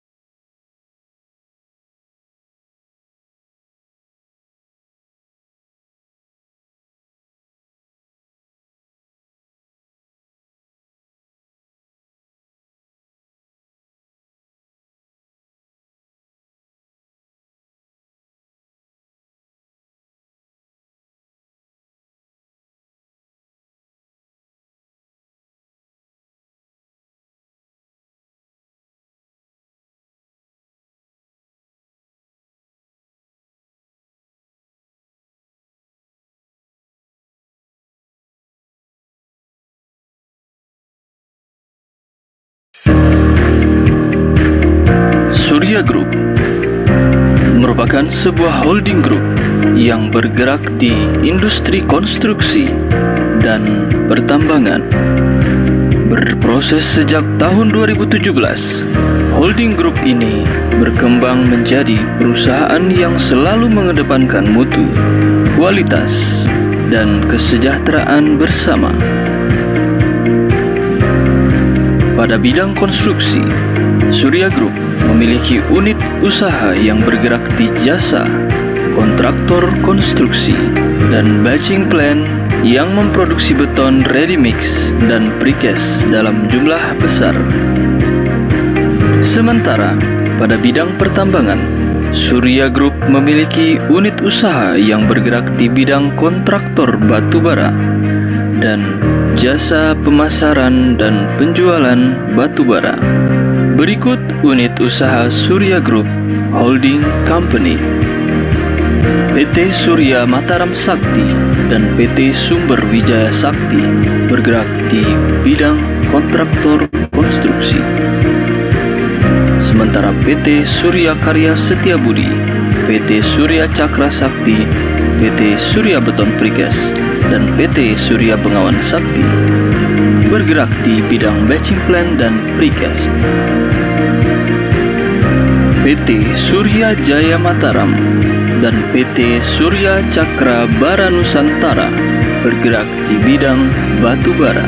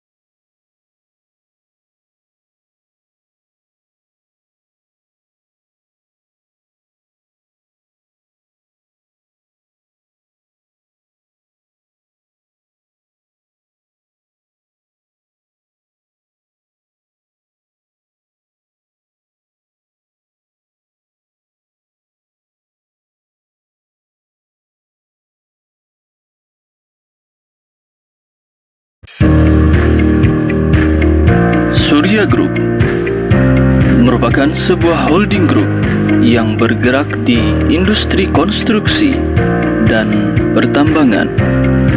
Berproses sejak tahun 2017, holding group ini berkembang menjadi perusahaan yang selalu mengedepankan mutu, kualitas, dan kesejahteraan bersama. Pada bidang konstruksi, Surya Group memiliki unit usaha yang bergerak di jasa, kontraktor konstruksi, dan batching plant yang memproduksi beton ready mix dan precast dalam jumlah besar. Sementara pada bidang pertambangan, Surya Group memiliki unit usaha yang bergerak di bidang kontraktor batu bara dan jasa pemasaran dan penjualan batu bara. Berikut unit usaha Surya Group Holding Company: PT Surya Mataram Sakti dan PT Sumber Wijaya Sakti bergerak di bidang kontraktor konstruksi. Sementara PT Surya Karya Setiabudi, PT Surya Cakra Sakti, PT Surya Beton Precast, dan PT Surya Bengawan Sakti bergerak di bidang batching plant dan precast. PT Surya Jaya Mataram dan PT Surya Cakra Bara Nusantara bergerak di bidang batu bara.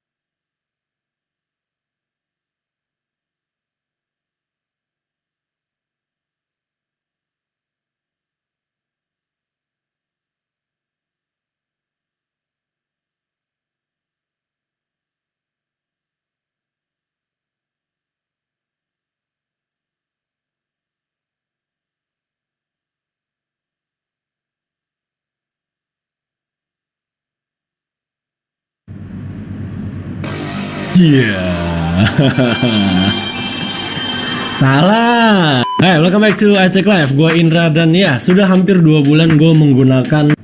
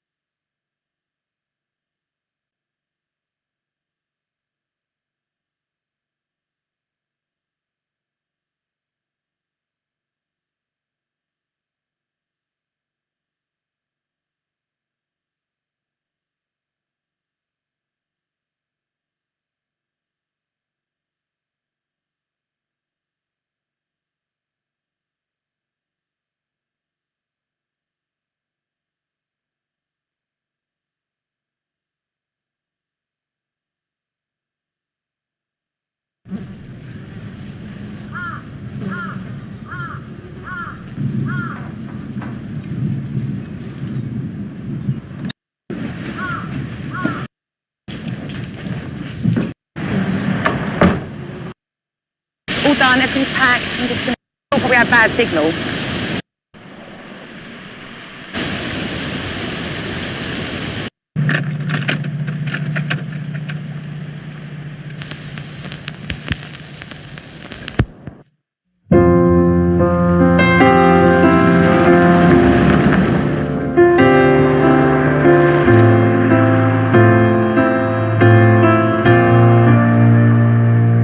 There ain't no gold in this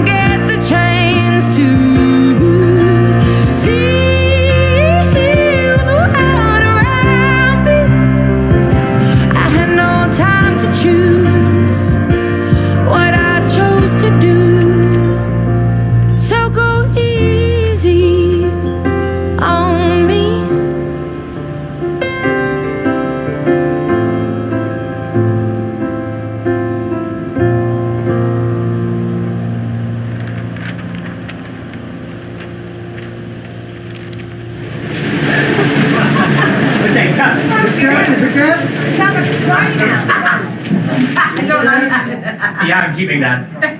No, never.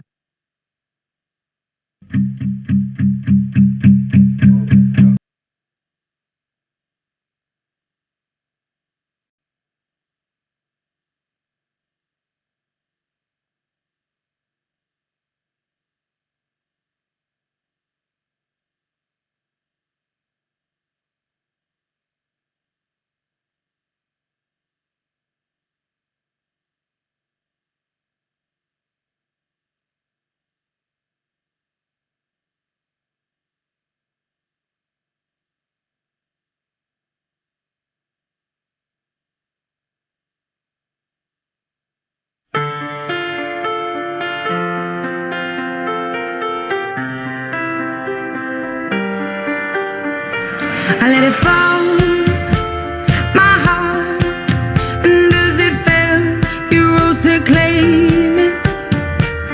It was dark, and I was over, until you kissed my lips, and you saved me.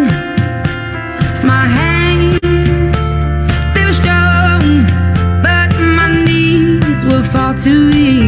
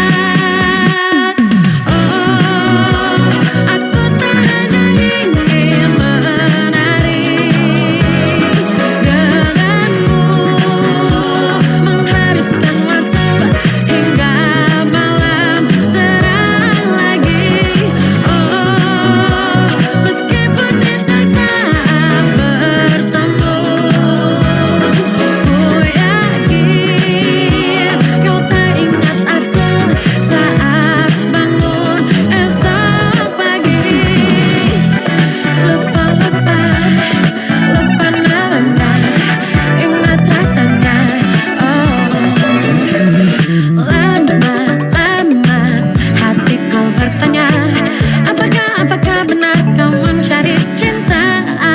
Hanya ingin nikmati air nikmat bersama. Hati berkata ingin kita terus bersama. Aku ingin kau dan ku bermanja, tak hanya bercanda.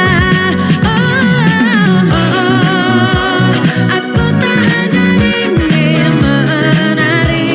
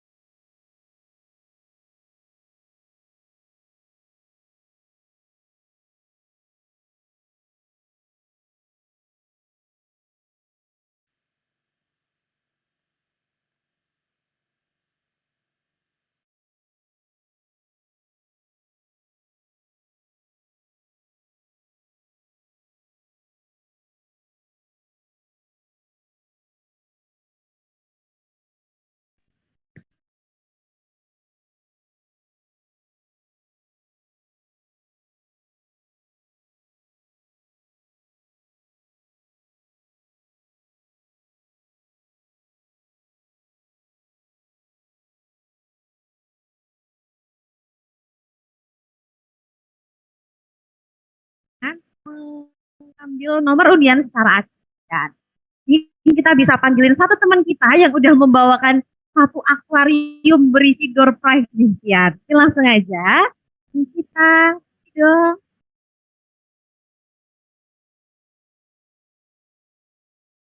Nah, di dalam akuarium berisi nomor-nomor undian ini, tadi kan teman-teman semua atau para hadirin semua sudah dibagikan nomor undi ketika meregistrasi di awal masuk tadi. Apakah sudah disiapkan?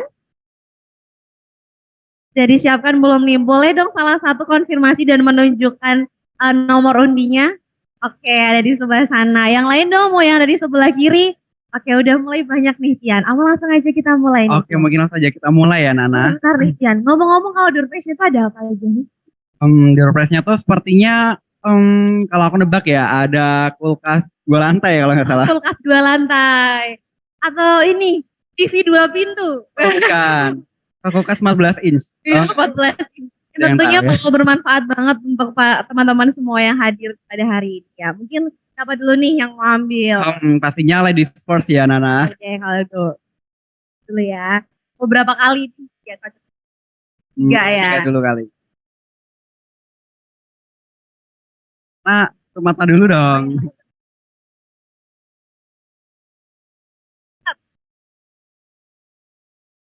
Jam itu nomor undian yang akan memenangkan door prize pertama kita. Waduh, nomornya cantik banget nih, Nana. Cluenya hari ini pokoknya. Hari ini yang berhubungan dengan hari ini. Pokoknya punya nomor undi yang berhubungan dengan hari ini, mending siap-siap dulu deh, ya kan? Betul banget, Nana. Langsung aja kita bacain untuk pemenang door prize yang pertama, yaitu nomor undi 55. Apakah ada yang memiliki nomor undi 55? Nah, oke, tepuk tangan dulu nih. Kita langsung maju ke depan.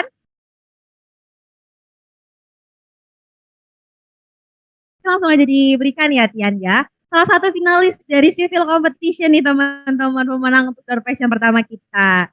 Langsung aja, mungkin dari panitia dokumentasi ada yang mau melakukan dokumentasi?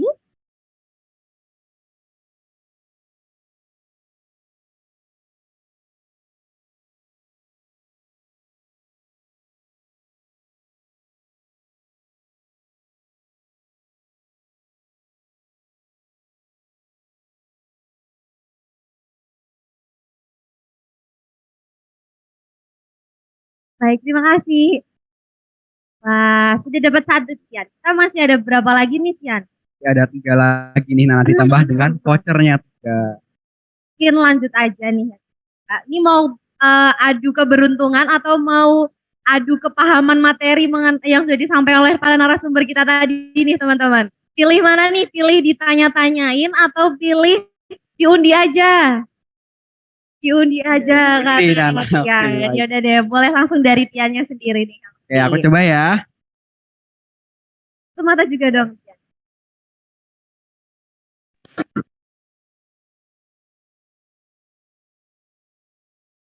Wah, balik. Wah, ini cluenya apa? Hari ini juga. Bulan lalu. Bulan lalu. Oh, iya. Lalu.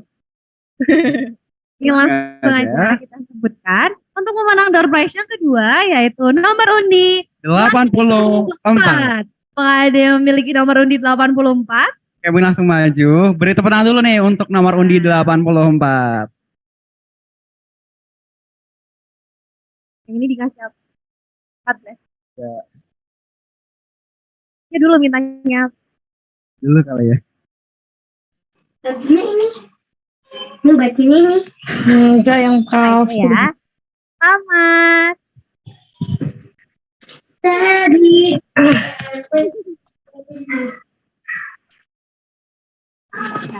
Berapa nih Fadil? Masih banyak Fadil.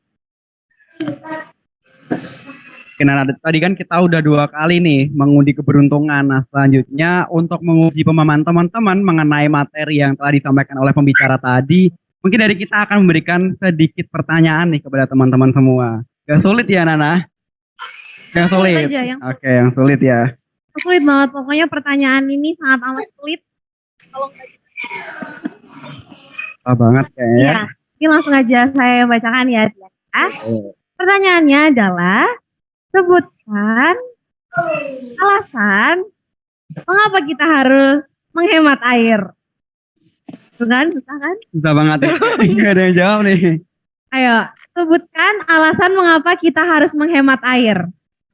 Ada yang mau menjawab, boleh langsung angkat tangan. Nanti kalau misal kita sebutkan 1, 2, 3, dalam hitungan ketiga teman-teman langsung angkat tangan ya. Duluan. Oke, 1, 2, 3. Tiga ada nih. Sulit banget nih pertanyaannya sepertinya, Nana. Mau diganti aja apa ya pertanyaannya, Tian? Diganti dulu ya. Lebih mudah. Lebih mudah. Yang lebih mudah nih. Bagaimana teknik water conversation? Makin mudah loh. Makin mudah loh. Padahal. Itu mau diundi aja lagi nih teman-teman. Di lagi ya. Oke. Ada setuju diundi lagi atau mau ditanya-tanya aja? Diundi lagi atau tanya aja? Mau diundi atau ditanya aja nih? Oke, diundi Nana. Iya.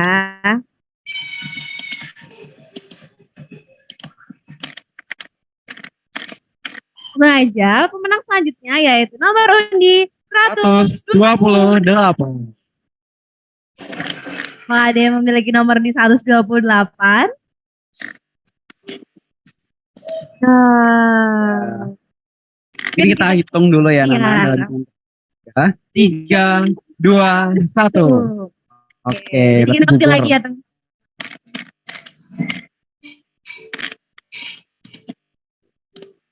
Lagi. Angkat cantik.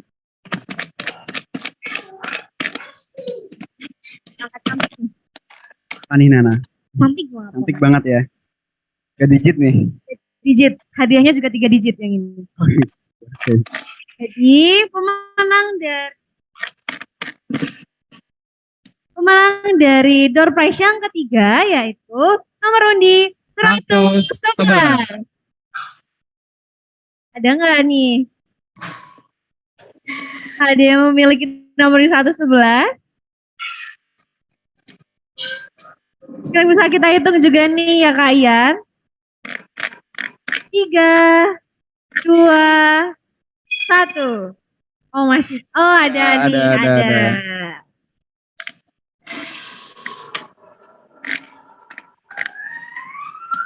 Ngomong-ngomong tadi 3 digit nih Tian, berarti hadiahnya juga 3 digit.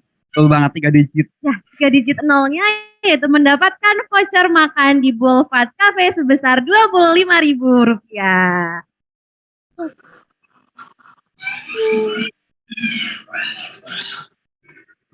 Nah sekarang gantian buat yang online nih, teman-teman sekalian. Yang online mau pertanyaan aja kali ya. Yang online mungkin tadi pertanyaannya sebelumnya nih. Sebutkan alasan mengapa kita harus menghemat air. Mungkin dari teman-teman partisipan online boleh menjawab melalui kolom komentar.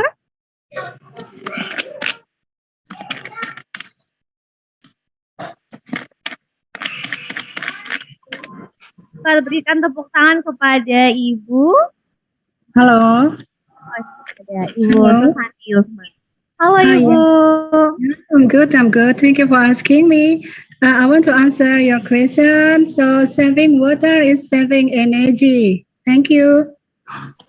Okay, give applause for Ibu partisipan online kita pada siang hari ini. Terima kasih. Nanti untuk hadiahnya boleh menghubungi panitia ya Ibu. Oke, baik. Terima kasih. Kita kasih 2 lagi aja kalian. Boleh, 2 lagi. Ini pertanyaan atau diundi lagi nih Nana? Kayaknya sekalian kita turun aja ke bawah kali ya Tian ya. Boleh. Selanjutnya bisa tanya nih sama teman pada hadirin yang ada di siang hari ini. Mungkin kita bisa nanya yang almetnya warna hijau-hijau itu. Boleh hijau. Nih, boleh. Langsung dikasih door prize secara cuma-cuma nih buat mbak-mbaknya yang beralmet hijau-hijau ini. Mungkin mbaknya dulu boleh berdiri untuk memperkenalkan diri sebentar. Salah satu coba. Ya rebutan. Ya. Mau dapat door prize yang ini, mau dapat door prize. Ini namanya siapa Mbak? Indah. Dari universitas mana? Teknologi. Salah satu finalis dari sipil competition juga ya. Di cabang lomba apa? Paper. Kira-kira menang nggak nih Mbak? Kurang tahu, tergantung panitia. Oh tergantung panitia. Jadi menang nggak menang tapi tetap dikasih door prize dulu nih dari panitianya. Awesome. Satu lagi nih Tian. Tian boleh deh yang pilih nih. Aku mau pilih yang mana ya? Ini dominan semua nih Nana pakaiannya ya, pakai helmet semua kebetulan. Aku mau pilih. Boleh. Aku mau pilih yang warnanya ngejreng banget nih Nana helmetnya. Mana tuh? Yang warna merah nih sepertinya. Warna merah. Oke, mungkin salah satu yuk. Gimana? Salah satu dulu biar momen. Kira-kira siapa nih yang mau berdiri dan mengenalkan diri? Oh langsung yang tengah. Yang tengah aja deh. Ya udah langsung aja. Jadi dong. Boleh perkenalan dulu Mas, namanya siapa? Halo. Aldo dari universitas mana? Jauh sekali, Universitas Hasanuddin Makassar ya. Wah. Oke, langsung aja kita berikan door prize-nya. Semoga nanti mendapatkan hasil yang memuaskan ya Mas. Ya. Sudah kita sudahi saja ya Tian untuk pembagian door prize pada siang hari ini.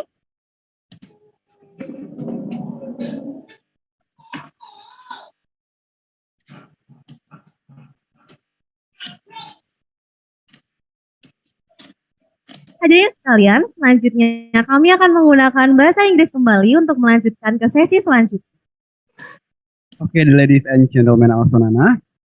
The next is the second discussion, which will be delivered by Muhajir Asori and Charlie Servantes Boys, because Mr. Muhajir Asori was unable to attend due to illness. So the second discussion session this time will only be delivered by Miss Charlie Servantes Boys. Okay, ladies and gentlemen, before we enter into our second discussion, let me to introduce our second moderator. This is Dr. Engineering Magistratik Nurfaida, Sarjana Teknik Magister Engineering. Okay, this is Pakidadik Nurfaida, earned his Bachelor of Civil Engineering in 2007 at Faculty of Engineering, Universitas Gajah Mada. And in 2014, he continued a doctoral program in Coastal Laboratory at Civil Engineering Department, the University of Tokyo.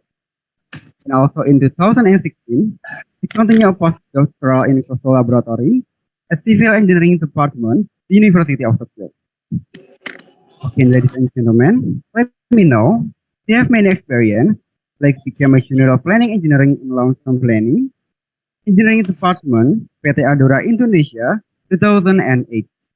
And also in 2014, as researcher in hydraulic laboratory, civil and environmental engineering department, Faculty of Engineering, Universitas Gajah Mada. Now, he is a lecturer of Civil Engineering Department, Vocational College, Universitas Gajah Mada. And for Mrs. Pakidatik Nurfaida, time is yours.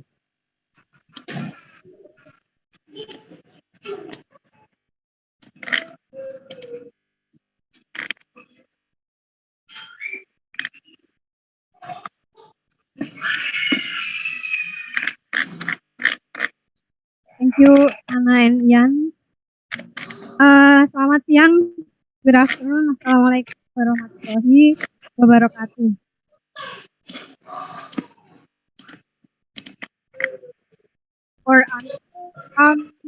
Have you ever seen any running faucet, running water?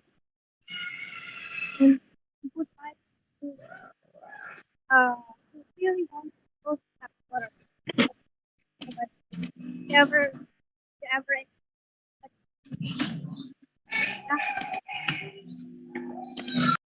have you ever seen like maybe waste in the river and then you feel pain? Have you ever feel that? Yeah. But yes.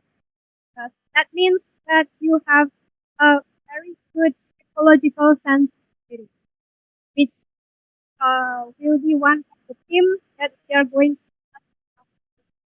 I'm Ida, a lecturer from Civil Engineering College. I will be moderating following this morning. We have ask about plot creation, plot management, and modeling. And then second question, we talk about how to reduce water consumption in urban areas. If we talk about water resource management, then we have three factors: natural water itself, the management, and there is one more factor, the human behavior. So this is why we invite our speaker today, Mrs. Charlie Cervantes.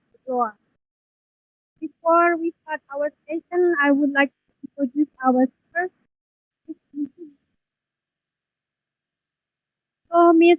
Charlie Cervantes is a PhD candidate currently in the Department of History of Science, Technology, and Medicine, the University of Minnesota Twin Cities, the United States of America. She's an American, but she's been researching a lot about human behavior regarding to the water management and as well. She finished Master of Arts in the same department, History of Science, Technology, and Medicine, University of Minnesota Twin Cities, United States of America, and she graduated from Bachelor of Science, Life Science Communication, Soil Science, Southeast Asia Studies, University of Wisconsin. And actually, maybe it doesn't show here, but we have been published just joining a lot of content by the first in the relationship between human behavior and water. So it's really the right person to talk about this. Please welcome Ms. Charlie Cervantes to have this.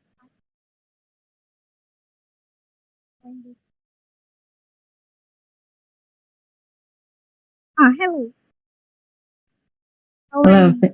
I'm good, thank you so much for the introduction and the warm welcome. I regret that I'm a little bit under the weather, so unfortunately I can't be there in person, but I am so very happy and honored that I was invited to present today.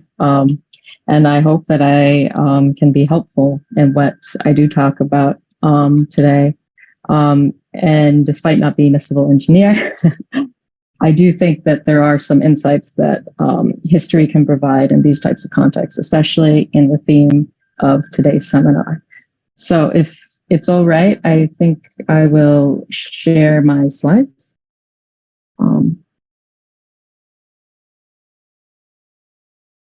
One moment, please.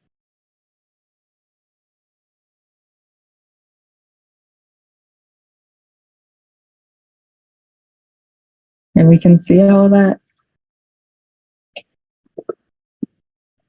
Okay. Right. All right. So, as I was introduced, I am a historian of science, technology, and medicine. And my present research is primarily focused on how rural communities are impacted by large-scale infrastructural projects meant to manage water resources, but also, and I think this is very key, the history of areas of development and the subsequent ecological interaction after a dam or a levee or structure for water management is built. For my work, I take into consideration the broader historical and social context of more empirical works, such as the increase of producing paddy rice or the building of a dam, for example, to reveal how historically embedded many of the environmental and economic issues that many rural populations face today and, of course, in the past. A chief example among them is the long-term impacts of colonial extraction and the systems that were left behind in favor of that extraction. And I will actually cover that a little bit later on in this presentation. But first, I will start by describing the main goals of this talk, which is under the overall thing of understanding community behavior for water management to increase ecological sensitivity. First goal, as you can see here, is to create an understanding of the historical context and its significance in promoting more socially and environmentally responsible scientific research. And I think part of understanding ecological sensitivity, as in the title, is to become more aware of the ecological conditions, but first also that comes with the history along with it. When I say history for water management, it does not just mean the history of the physical space, but rather the overall context of what has been built from the 19th century in the colonial period, when there was a lot of rapid expansion with gold extraction export, to more recently the dams built in the 70s, 1970s, 1980s, 1990s. And from those cases that we can see, we can learn about what policies worked and what policies didn't work.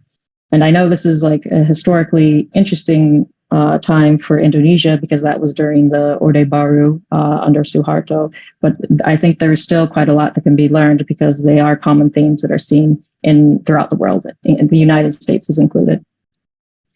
And we can also see what strategies and planning worked and didn't work, and how can the negative side effects of a lot of these construction projects be mitigated while also trying to increase the positive outcomes. I also bring up a question of scale, which is most starkly seen within large-scale infrastructure projects throughout the world. And Indonesia is indeed no exception. The history of the world development has shown that, although oftentimes multifaceted and providing many benefits, large-scale projects, including green infrastructure, can oftentimes serve the economic ideals of a given governing body, both locally and internationally. For example, historian Adam Tooze describes this very phenomenon from following the 2008 global financial crisis, when the South Korean President Lee was able to reform South Korea's banking quite rapidly. And a major strategy for that was his contracting of gigantic construction programs and large investments in nuclear power, railway systems, and even a $15 billion at that time, so 2008, $15 billion construction of 4 major rivers restoration project. And that was supposed to be to restore the riverbeds and construct a new damming system to start a whole movement, in his words, of green growth. This would factor into South Korea's economic growth, but also strongly play into South Korea's president at the time promoting the image of South Korea as that pioneer of green growth. This could be applicable to Indonesia as well, where I believe the current president has been very successful in building highways, airports, and wishes to continue to expand infrastructure for water management through structures like dams, ultimately to promote better overall domestic growth. This looks good for investment in macroeconomics, of course, but I want to also, along with that, promote greater awareness and sensitivity to the goals of the smaller scale, such as the continued support of agricultural workers, the support of the communities that live near there, and that are generally the ones that are more susceptible to experience the impacts of increased flood or soil erosion that result from a new structure. And also, I want to bring at the forefront what the possible protocol for when the structural may result. And it's not even because of bad construction or anything, but because of climate change impacts and how those models also impact how these things are built and what happens in the case of that failing. And it's tricky because it can be modeled, right? But it can't always be predicted.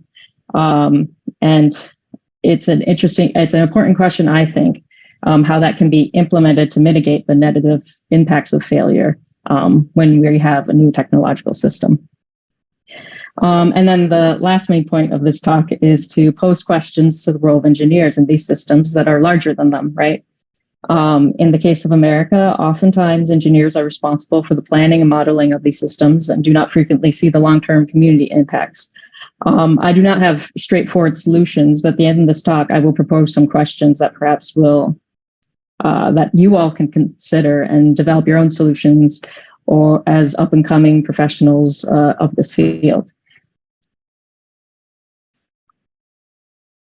Next. I also wanted to establish some main points that I think help support these more contemporary discussions, but this is going to be, of course, more based in the history of science and technology, right? So I have already touched on the background in the previous studies, but I can also add how all three of these major points are underline the fact that the integration of large-scale water management structure requires not just planning of the structure itself, but also the management of human environmental relations. And that's over a long term, not just immediately while it's being constructed. For instance, how does the change of the flow of the Kali Brantas, for example, impact erosion rates and flooding in other parts of the river? Or what are the impacts of a major ecological changes to people down the stream? Or outside the city that are not near the immediate area? And how are they still able to practice their work to subsist living, regular economic living, to feed their families and to continue what they've known? And how can we change our view of technology, not as just a value neutral proposition, but rather one that provokes and enacts change? And how can engineers and environmental managers alike make this change more beneficial to communities and smaller economies of scale?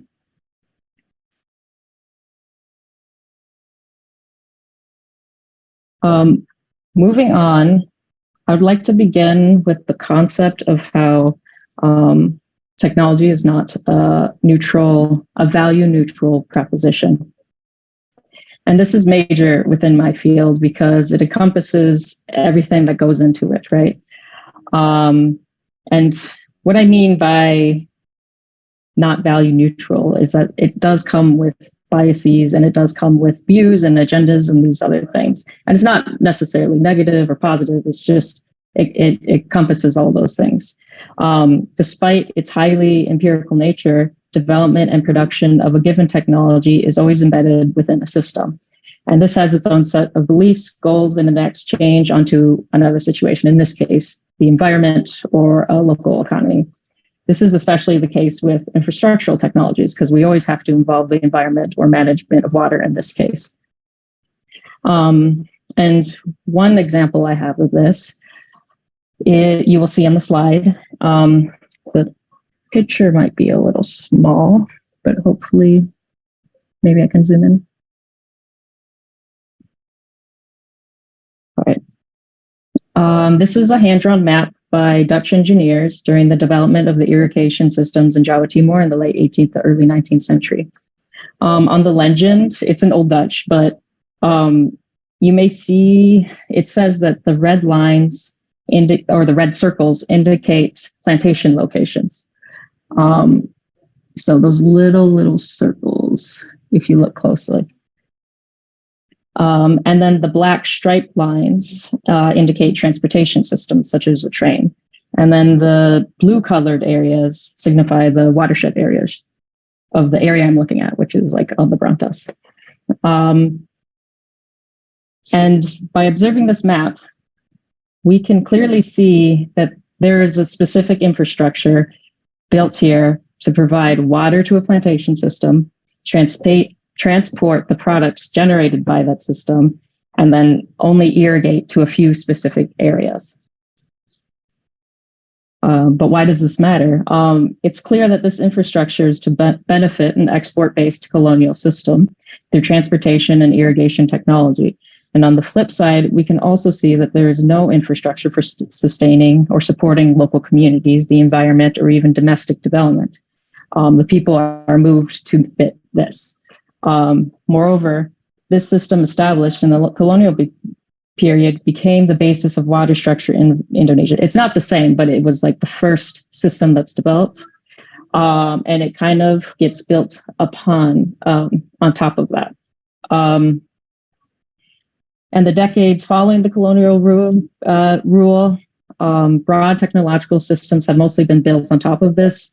And this predicates a system that will be more focused on production over sustaining or promoting a community of ecological health in those surrounding rural areas. But of course, there's always construction going on, and that can always be changed. But within the past, that's what is seen. And through this example, I just want to demonstrate how these technologies are not just materials or math or just one structure, but rather it's an entire system that's supporting a particular paradigm of that time that can conceive the structures of these systems, right? So that's what I mean by technology is not neutral.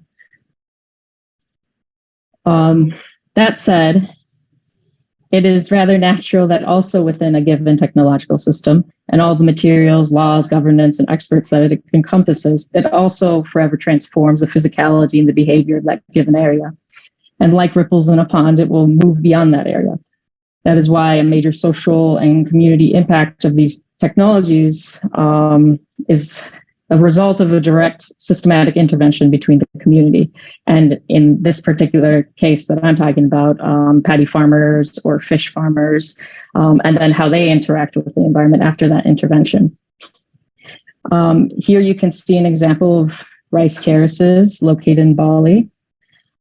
Of course, this is not wholly unique to Bali. It's just an example. And it's an example of systems being developed by a local population as a clear solution to the available water and materials and climate that's surrounding them, that they're living in. As stated in a rather outdated, but still provides an interesting perspective of Indonesian environmental history, the work Agricultural Involution by Richard Gertz from the 1950s. He describes these systems as developed over time, pre-existed Dutch and Japanese colonial systems.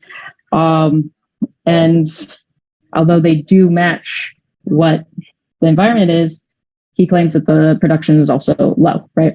And then after that, there is Dutch colonial influence and Japanese colonial influence. But back to my point, once we encounter a large-scale transformation, and then on top of that, we add a context of dramatic climatic change, we get to a place where there's a natural flux in the way that the ecology has reacted in conjunction with the new issues in reaction to a larger material technology.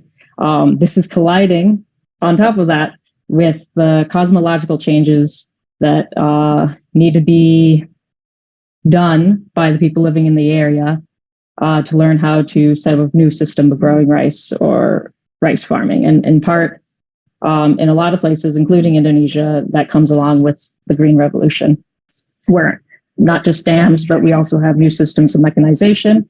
We have new systems of,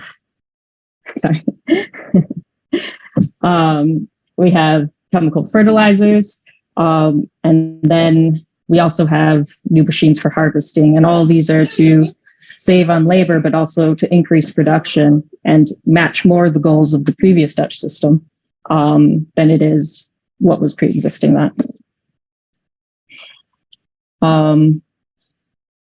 So in describing this phenomenon, I think we can naturally walk into discussions of talking about vulnerability, which is the third point of this talk. 1 second.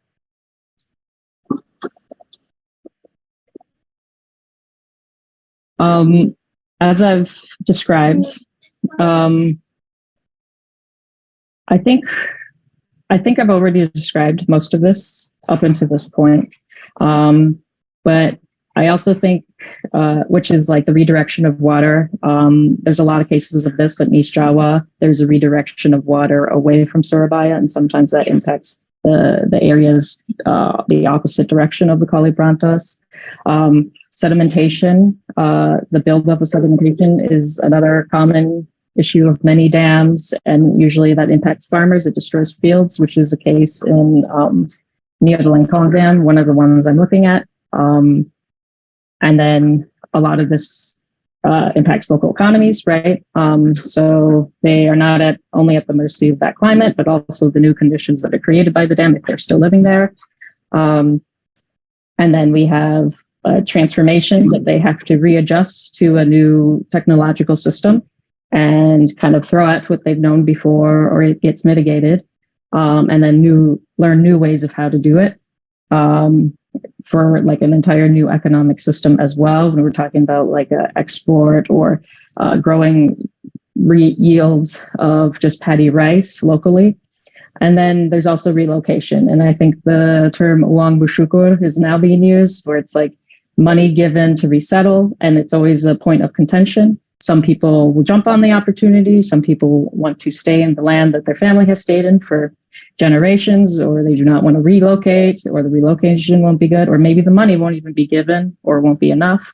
It depends on the context, right? But it's always one of the factors of when these projects are implemented.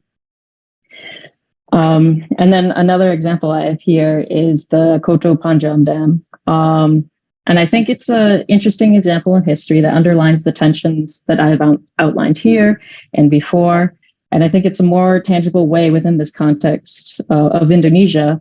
However, I want to make it clear that these are common across a lot of areas, and this is a very historically specific time during the New Order. And yes, these are themes you will see in Canada, United States, India, so on.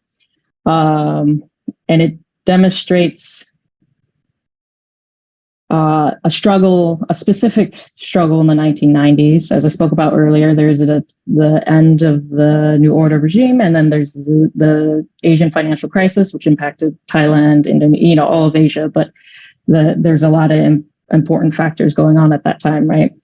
But I think it's an important piece of history that we can all learn about and get something from by learning, and for a lot of parties and potential leaders, especially. So the Koto Panjang Dam is located in Kampar Kanan and Mahat rivers in West Sumatra, Indonesia. Many of you may be familiar with it. And it was built with loans from what is now the Japan Bank for International Cooperation, which is the JBIC, so JBIC. The feasibility study for this project was funded by the Japan International Cooperation Agency, and it was carried out by the Tokyo Electric Power Services. So that's JICA and TEPSCO. And the Japanese and Indonesian companies were awarded with constructions for the main parts of these dam. So in this project, at least nearly 5,000 households representing between 17,000 and 23,000 people were relocated in the early 1990s to make way for this dam. The local people demanded a halt to construction and Japanese funding from the time that it started, and it started around 1992. But the plans were ignored, or the pleas were ignored, and it continued to be built in 1996. In September 2002, 3,800 people from the project area filed a lawsuit towards the Tokyo District Court demanding that the Japanese government, JBIC, JICA, TEPSCO, take measures to restore the affected rivers. And that they also pay compensation for each person. And this is after the fact it was built. The primary concern that was underlined by experts at the time was that there was no participation or consent of affected peoples in the decisions regarding the dam, nor on plans for resettlement and compensation. The people represented their demands for the quality and location of resettlement sites, as well as expectations for compensation to the government. However, the government, which was, again, which was during the New Order time, the government and the electricity company told locals that they had to resettle to a new location, and they would be promised a better life, and they would be given all these things and a lot of money. However, the compensation at this time was extremely limited. That, of course, has changed over the years too. Although initial promises were high, the actual payments were never seen by a lot of people as well, or they were given much less than they had been promised. Amid this background, in September 1991, 5 representatives from the Roy province carried a petition with and brought it to officials to both nations. And it ultimately did not end up getting addressed officially. I think the Japanese side said that the Indonesian side was responsible, and the Indonesian side didn't respond at that time. And then so the dam began construction. As a result, thousands of families from the 10 villages that were forced to resettle are facing severe hardship in the resettled area at that time, with no income to sustain their lives. And many of the resettlement sites, the topsoil had washed away because the area was original rainforest, tropical rainforest that was bulldozed to create settlements, which made any kind of agriculture difficult, if not impossible at the time. Also, the water in the reservoir was very poor quality because the vegetation was not cleared and it rotted in the reservoir. It made it unsuitable for household use. The local government at the time had promised resettled families land for their houses and gardens, plus 2 hectares of rubber plantations per family to be able to sustain themselves. However, in reality, the reports show that people only received the land for the house and garden, and that there were only a few rubber trees growing alongside roads. And therefore, many of them didn't have any personal income to live off of, or any personal means to live off of within the resettlement site. So we see a massive drop in standard of living. Before the resettlement, some people were living on the income from their own rubber plantations, but after resettlement, they had no choice but to work as farm laborers on other fields or breaking rocks and selling them for construction use. Others chose to return to their former lands, which remain exposed because of the lower expected water levels. Other people had simply moved away from the area. And another shortcoming of the livelihood compensation plan was the problem of delayed compensation payments. But by 1997, a lot of people hadn't received any, so they filed a lawsuit. Yes, and then on top of that, I might be running short on time, but on top of that, they had they tried to turn to rainwater. There was wells, and it was filled with rainwater. But when the rain stopped, it dried up. This created water shortages. The government provided piped water supplies using provincial funds, but the water intake clogged with silt and it wasn't functional. So they could only buy bottled water from that point. And then another issue was that some people said that the roofs contained asbestos, so they couldn't even drink the rainwater that ran off the roofs. And there's a lot of details and reports from this time because it's a very well studied case, because it does have a lot of things going on. And because there's lawsuits, which makes it very center on the global stage, right? But there was also ecological things to consider as well. It was a very naturally rich area for plants and animals, but it had also threatened the wildlife in that area. I think in 1988, the World Conservation Union reported that only 96 elephants were captured to avoid extinction, but one died during transfer, and then the rest were led to the wild. And a lot of the habitats were destroyed. So according to the Worldwide Fund for Nature of Indonesia, that a lot of these endangered animals, such as the Sumatran tiger, Malay tapir, and the Malay bear, were displaced and may have died from starvation because they didn't have any follow-up reports from that. And then according to an early report in 2006, the dam is facing serious economic problems as a result of low water levels, which has left it unable to function at full capacity. Logging continues to take place in the dam's catchment area, and the wide swath of land around the reservoir has been denuded of vegetation, making way for resettlement and sites and rubber plantations. As a result, sedimentation in the reservoir is increasing, reducing the lifespan of the dam, which threatens to make it even more of a financial liability for the area. Because profits from the power generation are now doubtful, the state electricity center already in financial difficulty is unlikely to recover the cost of constructing the dam, leaving it in greater debt. Yes, and it's a well-known case, and there's a lot of bodies, and it's an example of local investment going wrong and not listening to the participation or what's going on to local people, and the ecological disaster that happens. And this was all too common, especially between the 1950s and the 1990s. For the sake of time, I will begin my conclusion. What you see here, are some questions that are also formulated from an engineer, a colleague of mine in the United States. And I borrowed to show today some important things that may help engineers in their own work. And I think, so we said we have, does current pedagogy prepare future engineers to grapple with the politics of engineering projects, such as what happened in this case? When something happens, where are they going to be liable? What's going to happen? What would an engineering project that promotes community environmental health and well-being look like? How can it be modeled? Can it be modeled? At what scale? What cannot be modeled? These are all questions for how to do it in the future. And I brought these questions up to pose how we can reframe maybe just technical training in general, not specifically engineering, for projects that to better promote community and environmental health in an equitable sense. These projects, a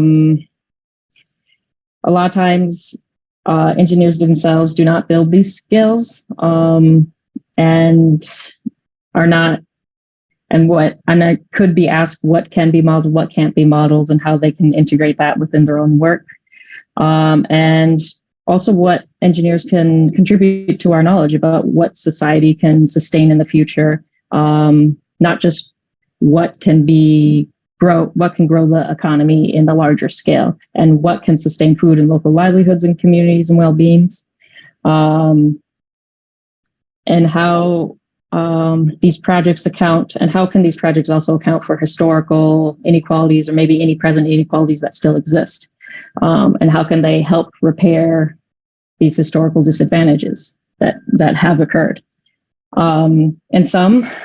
This presentation underlines how technology such as dams and levees built for sustainable development and management provide multiple practical benefits for citizens, of course. However, engineers and officials alike must consider the pre-existing social, economic, and climate conditions when realizing large-scale projects. Knowledge of the historical context and conditions in which green infrastructure is developed is important to understand long-term impacts on not just the environment, but also in promoting long-lasting health in communities most vulnerable to large-scale change. And with that, I conclude my presentation. I don't want to go over time. Thank you all for your great attention. I apologize in advance if anything is unclear. I welcome any questions or comments. Thank you very much.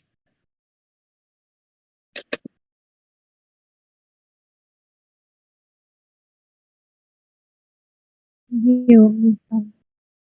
for your presentation. Not only the presentation, but also kind of giving us some kind of homework and some food for thought. Yeah, usually we think about when we design hydraulic structures, we think about like water thought, add more environmental impact. We add one more social impact. Anyway, let's move on to the question and answer session. I would like to invite questions from the offline participants. If you have any questions.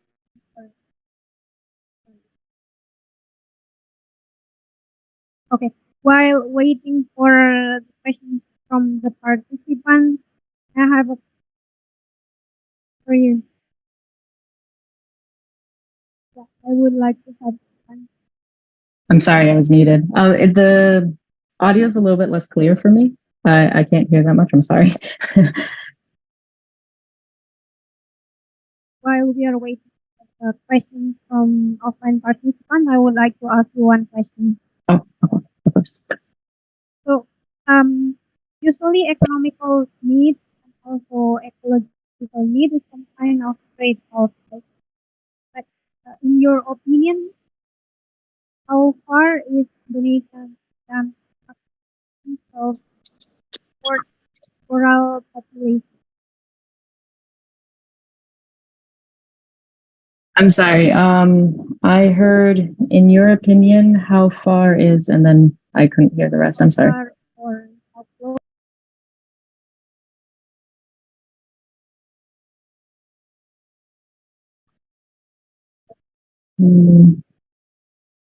I think the audio is cutting. I don't hear anything now.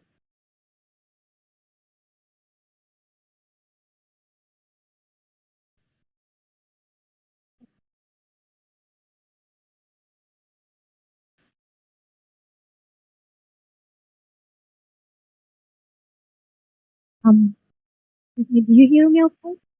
This is better. Yes, I can hear you. Yeah. Then I would like economical needs, ecological needs, I'm trade-off when we build water management system reservoir. In your opinion, based on your studies and previous years, how far or how close is the dam construction in Indonesia in terms of supporting rural population?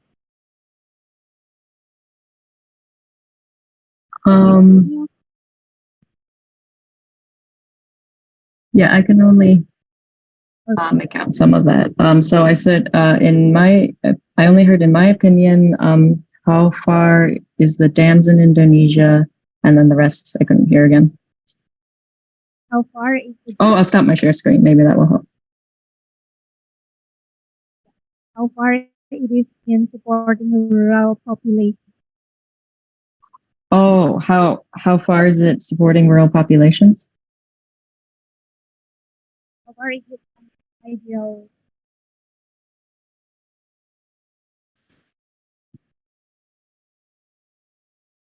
The committee is now preparing the audio.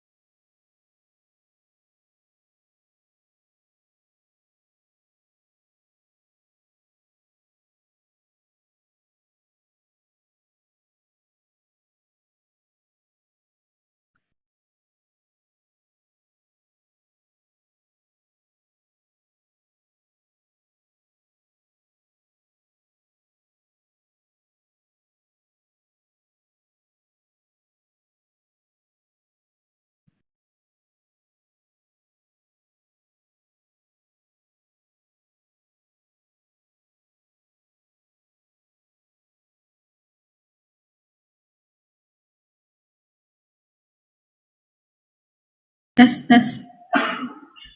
Okay, that's better. Oke. Kalau ini nyala, ini dimatiin dulu kali ya. Oh iya. Okay, so my question is like, how far or how close is the dam construction in Indonesia in terms of the ideal condition in supporting rural populations?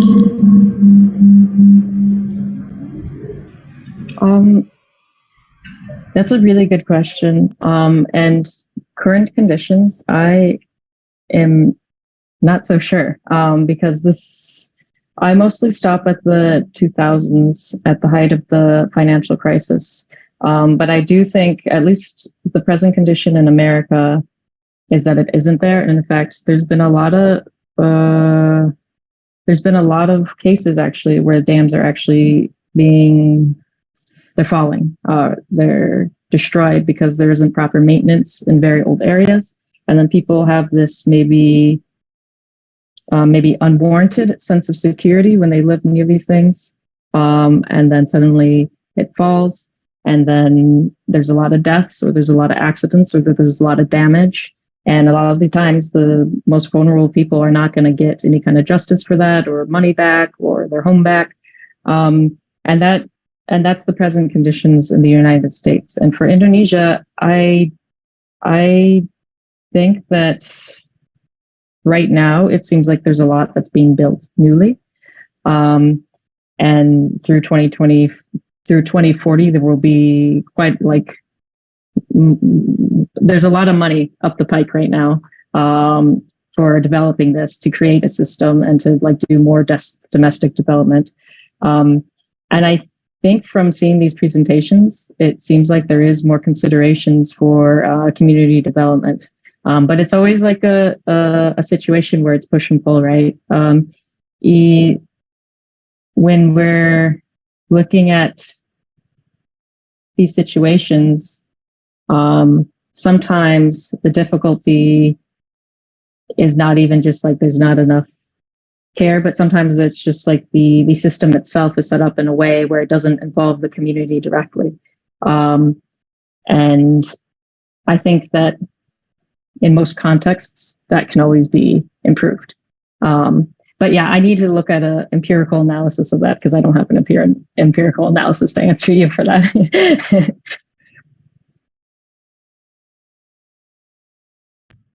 Yeah, so we are.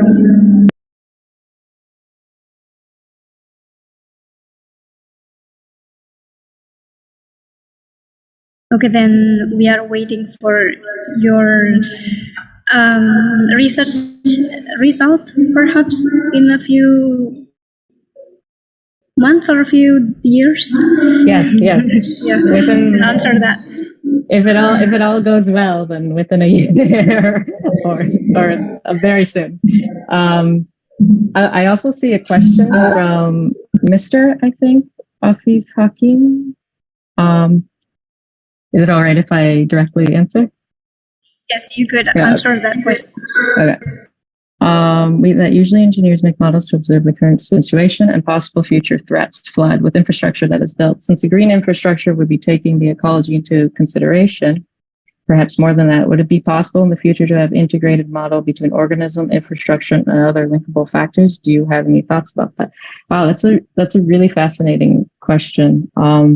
And it's interesting because a lot of the literature I've read about green infrastructure sometimes talks about how sometimes, not in all cases again, green infrastructure can actually be more like traditional infrastructures if it's put in a context that isn't exactly matching the needs. For example, sometimes people create more levees, but then they add a park on it. But sometimes a community may not need that park, or it isn't going to provide more than what the old forms have added. So I think that's an interesting question about what improvements can be made in green infrastructure to have a more community-based approach, because sometimes there are just assumptions of what the community needs or what the community wants. and it doesn't always match all the time. Or oftentimes it doesn't even match the area. And then we still have issues of things being destroyed naturally because of long-term erosion or climatic events, which again could be, in some places, people say it could be modeled and it needs to be accounted for when we're talking about green infrastructure as well. And I think it'd be really interesting to see an integrated model of organisms, infrastructure, and climate. I would add that.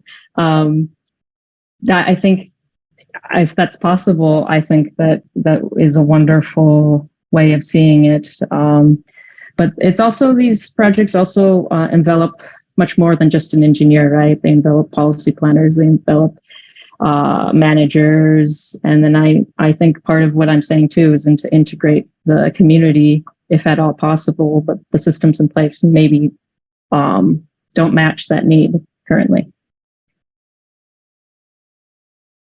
Oh yeah, so I have another question. We know that Indonesia is a country whose people have a good faith religion. Do you think that the religions affect the engineering project in Indonesia? That's a really good question. I would think it's possible, for sure. But I'm not an expert in that field. I think there actually might be a literature about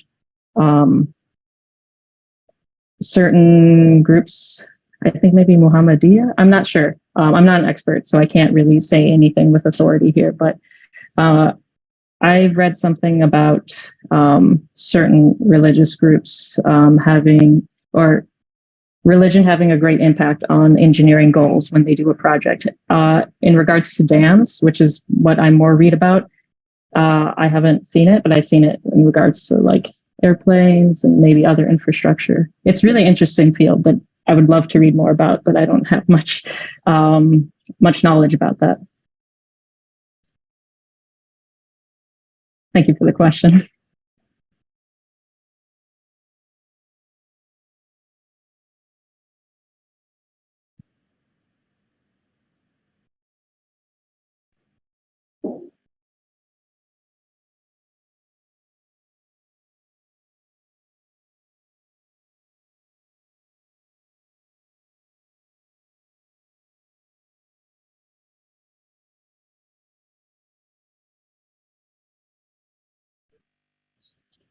Okay. What about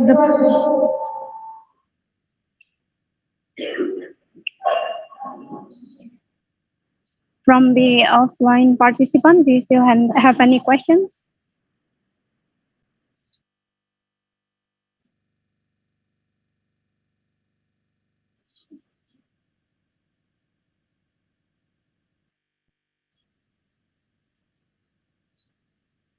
Oh, yeah, we still have one question. Do you think that the religion affect the engineering project in Indonesia? This is from Pak Samba Subagja de PKP Kota Cimahi.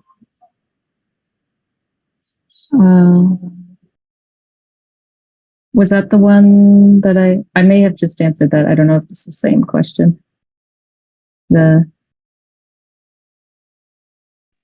I'm sorry, could you please repeat it?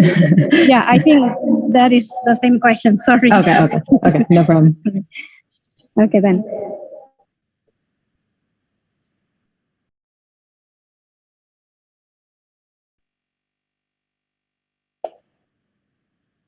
Well, then I think we can conclude this session, Miss Charlie. Thank you so much for the presentation and discussion. Hopefully, Yeah, hang on. Is it okay for me? Yeah. Hello? Hello. Yes. Hi there. I'm Anna Yasmon from Muhammadiyah University Office, Sumatra Padang. It's nice to have your experience and experiment for the water. And, you make up my mind, and I have a question for you. Is it okay? Yeah, of course. Right. So, what do you think about global water? Oh, sorry, it's very crowded. Global warming, is it, effect for the water? Because we have like flooding, flash flooding, something like that right now. So what do you think about that? Thank you. Oh yeah, thank you so much for that question. Yeah, the global warming issue. I've read so much interesting work about how they're creating modules for understanding the patterns of how often it may occur. For example, flood events, or given a river, it may impact the patterns of a river, for example. Sometimes if there's drought or not. So for example, in a lot of places in America, the drought is a big issue, and it's rather random. They're trying to develop ways to predict that. But I think Indonesia has an interesting problem because it's a tropical place. There's lots of water, right? And so more often than not, the issue is flood, from what I've read. And I think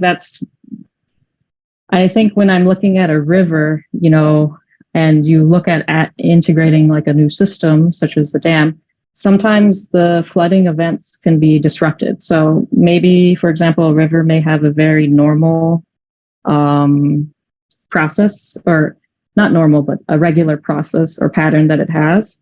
But then you add a dam, and then you add more rain, and then you have increased erosion, and then it makes it more difficult for the management or the farmers who might be near it, because they're going to be near water because it's better for farming generally, or the soil will be better in that area. So I think in the case that I'm looking at, it mostly is in relation to flooding. But also I think, there's, at least in Jawa Timur, there's the volcano that creates ash that makes the soil very good for farming. And I think that would also be an interesting analysis to see, does climate change impact the mountain influence on the river and the soil there? And from what I've read so far, it seems to be mostly about flood, rain, and of course, earthquakes are just a general natural disaster that destroys things. I hope that answers your question.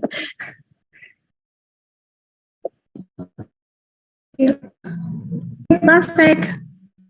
Thank you. Okay, thank you, Ibu Anna Susanti Yusman. Let's see if we still have any question from the online participants right now.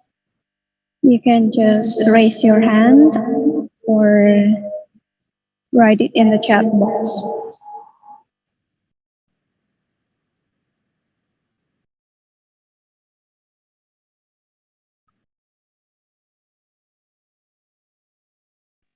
I think this is a new insight for us, Mrs. Charlie, since I think most of all the participants are engineers.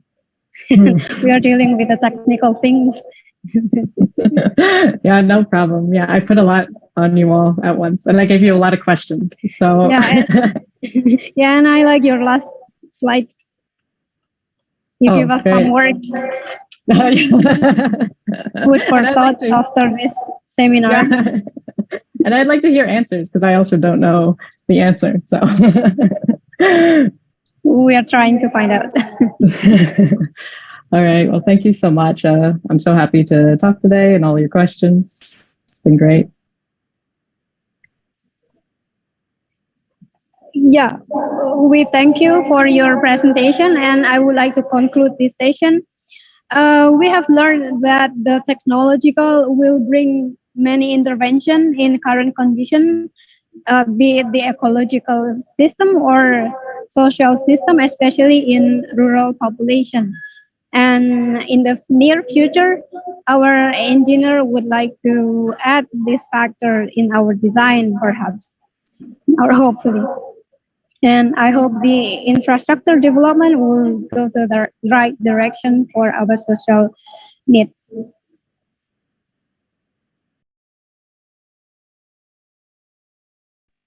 Thank you so much, Miss Charlie. See you in the next occasion. And thank you so much.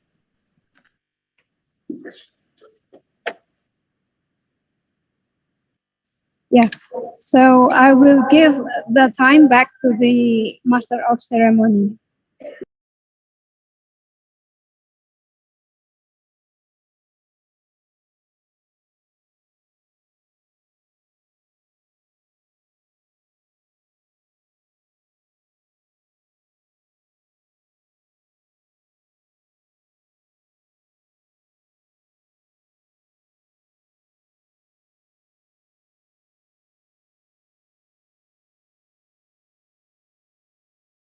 As a conclusion, we have discussed the aspect, also the thought management aspect, and the last time.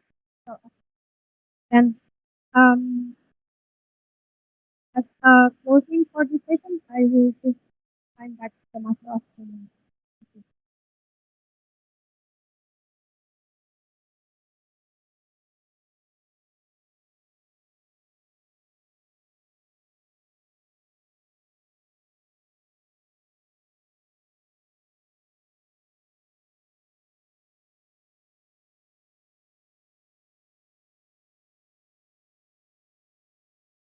Thank you, Mrs. Wahidati Nurfaida, and our speakers that have been delivered a great knowledge. And then will be a handover of placards for the moderator and speakers at the second discussion. Ladies and gentlemen, the first handover of placards to the moderator, Mrs. Dr. Engineering Wakyat Faida, Sarjana Teknik Magister Engineering, which will be handed over by our Head of School Creative and Action 2022, Zaki Farhan. For Zaki Farhan, please welcome to the stage. Also for Ms. Wahidati Nurfaida, please.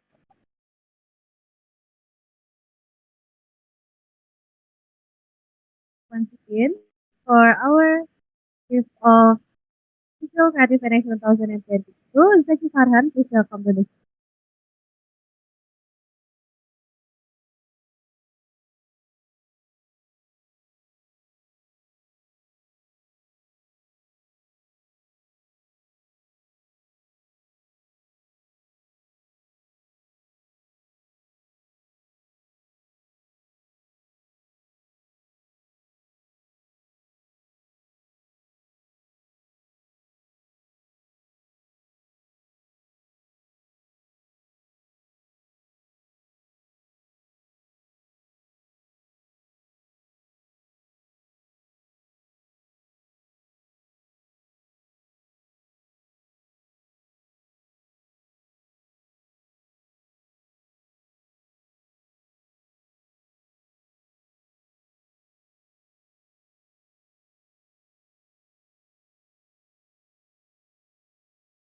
Give applause for our moderator, Mrs. Wahidati Nurfaida.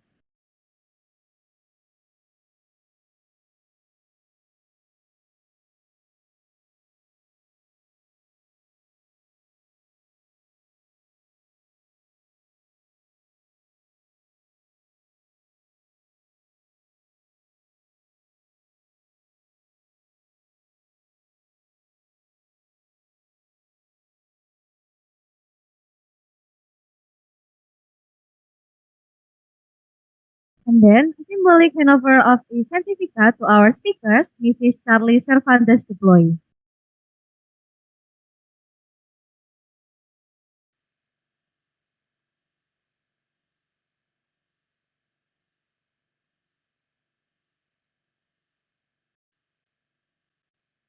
Okay, ladies and gentlemen, the second discussion was the closing of this international seminar, Eco Infrastruktur Festival 2022. Next, it will be continued by the awarding of Civil Competition 2022. Okay, ladies and gentlemen. Once again, thank you to all the speaker and online or offline participants that attend to the International Seminar Eco Infrastructure Festival 2022. We hope that everything that has been delivered by our speaker be found insight and be useful in the future. Because we will enter our next event is awarding of Civil Competition 2022. So we will use Indonesian language again.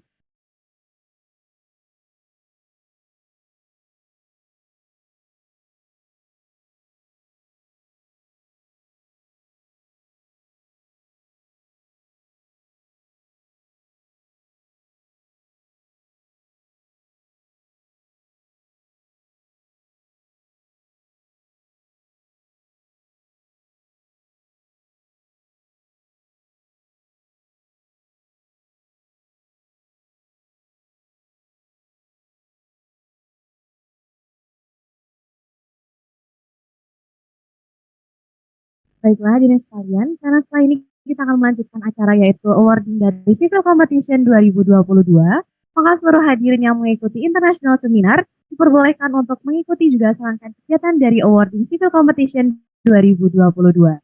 Dan untuk para finalis dipersiapkan untuk mempersiapkan diri untuk menerima pengumuman dari pemenang Civil Competition 2022.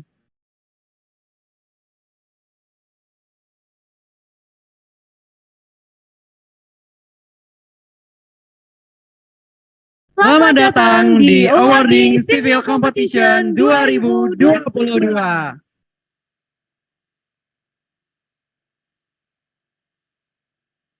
Baiklah para hadirin sekalian dan juga Tian, tadi kan kita baru saja menyelesaikan salah satu rangkaian kegiatan dari Infrastruktur Festival, yaitu Internasioanl Seminar nih Tian. Nah ngomong-ngomong kalau tadi aku bilang kalau misalnya Infrastruktur sendiri itu merupakan salah satu rangkaian dari creation, ada apa aja sih Tian rangkaian dari creation itu sendiri sebenarnya? Oke, Nana dan juga hadirin semua yang ada di sini. Jadi rangkaian dari creation 2022, yaitu terdapat 3 rangkaian, yaitu salah satunya ada AIF atau Eco Infrastruktur Festival yang telah kita selenggarakan pada hari ini. Dan juga rangkaian yang lainnya ada PKD atau Pekan Konstruksi Digital dan juga ada Civil Competition 2022, Nana. Benar sekali, ngomong-ngomong mengenai Civil Competition nih Tian. Dari tadi bersama-sama dengan kita menjadi para hadirin juga, para finalis dari Civil Competition itu sendiri juga sudah mengikuti acara dari Internasioanl Seminar dari Eco Infrastruktur Festival itu sendiri Tian. Kayak tadi kayaknya waktu kita bagi-bagi door prize juga nih Tian, kita udah lihat berbagai macam warna alma mater yang tentunya berasal dari berbagai universitas yang ada di Indonesia Tian.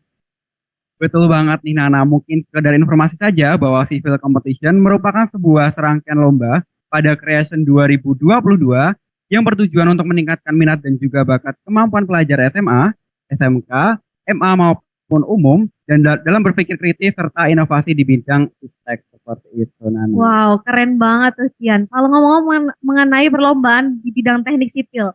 Di bidang teknik sipil tuh kan ada banyak banget bidangnya nih Tian. Kira-kira di perlombaan ini ada apa aja sih Tian?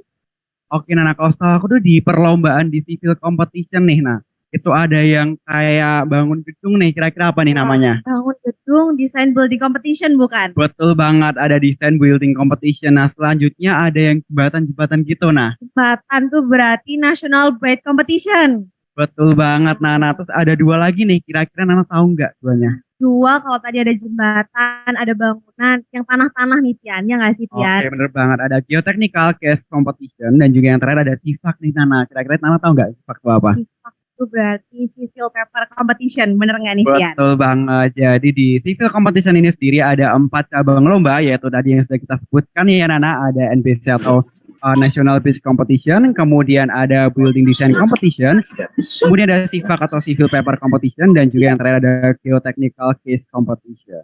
Benar sekali Tian, ngomong-ngomong mengenai Civil Competition 2022 ini sendiri Tian, serangkaian kegiatan dari 4 perlombaan ini sudah dimulai sejak tanggal 16 September sampai puncaknya yaitu kemarin pada hari Sabtu tanggal 26 September di Teknik Industrial Learning Center Universitas Gajah Mada Tian. Ngomong-ngomong mengenai puncaknya nih Tian, berarti kemarin pada sudah melaksanakan final nggak nih teman-teman finalis, bener nggak nih teman-teman? Berarti kita sudah mendapatkan juara-juara dari masing-masing cabang lomba dari Civil Competition 2022 nih Tian. Betul banget Nana, mungkin kita bisa absen terlebih dahulu nih kepada finalis dari Civil Competition 2022 nih Nana. Boleh mungkin kita mulai dari, mungkin mau absen dulu nih dari Institut Teknologi Bandung, ada nggak nih pesertanya? Wah jauh-jauh dari Bandung loh Tian. Benar banget nih Nana, terus dari Universitas Hasanuddin nih yang jauh-jauh dari Makassar nih. Jauh-jauh dari Makassar ke Jogja. Dari yang Jogja sendiri nih nanti boleh ngajak temennya main. Ada dari Universitas Gajah Mada juga nih. Dan juga ada yang dari tetangganya nih, dari Universitas Negeri Yogyakarta, mana suaranya? Wah, terlihat sudah mulai semangat lagi nih para finalisnya. Mungkin bisa kita langsung saja pengumuman cabang lomba yang pertama, yaitu kita bisa mulai dari lomba yang sudah awal sudah dilaksanakan pada tanggal 13 November kemarin dan dilaksanakan secara online. Tentu saja, walaupun online, para partisipan atau para finalisnya juga sudah bergabung secara Zoom meeting, Tian. Apa tuh kira-kira lombanya? Betul banget nih Nana, yaitu ada lombanya, yaitu Design Building Competition yang telah dilaksanakan final kemarin pada tanggal 13 November 2022. Deg-degan gak nih teman-teman para finalis yang ada di online nih kira-kira, Tian? Pasti deg-degan banget nih Nana. Mungkin teman-teman yang di sini juga penasaran pasti ya tentang juara dari Design Building Competition kali ini. Jadi nggak perlu berlama-lama lagi nih, Tian. Langsung aja kita umumin untuk juara 3 dulu kali ya, Tian ya. Boleh. Juara 3 dari Design Building Competition dimenangkan oleh siapa nih Nana? Deg-degan banget nih kayaknya. Oh udah ada. Juara 3.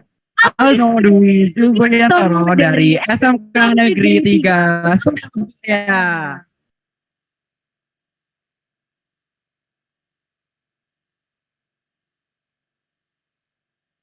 Baiklah, selamat kepada tim dari Aldino Dwi Subiantoro dari SMK Negeri 3 Surabaya yang telah mendapatkan juara sebagai juara 3.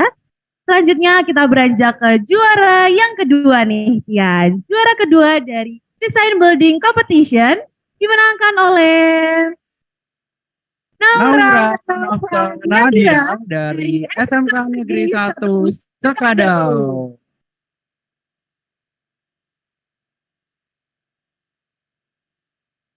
Nah, kalau udah ada juara 3, juara 2, berarti sekarang juara. Benar sekali. Yang pasti sudah pada ditunggu-tunggu nih. Ya nggak sih, Ian? Betul banget nih Nana, langsung aja tanpa memperpanjang waktu, yaitu juara 1 dari Design Building Competition 2022 diperoleh oleh Muhafi Ahmad Izan dari SMK Islam 1 Blitar.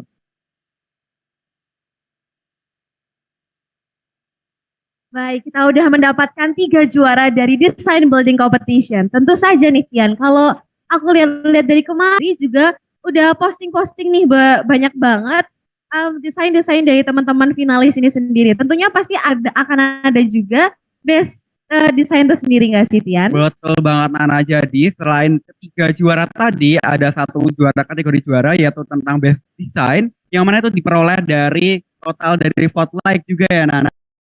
Berarti nggak cuma panitia dan para juri yang menilai, tapi juga netizen juga ya, Tian. Betul banget Nana. Langsung aja untuk best design dari Design Building Competition 2022 diraih oleh Wahyu Andri Saputra dari S1 Bidang Magetan.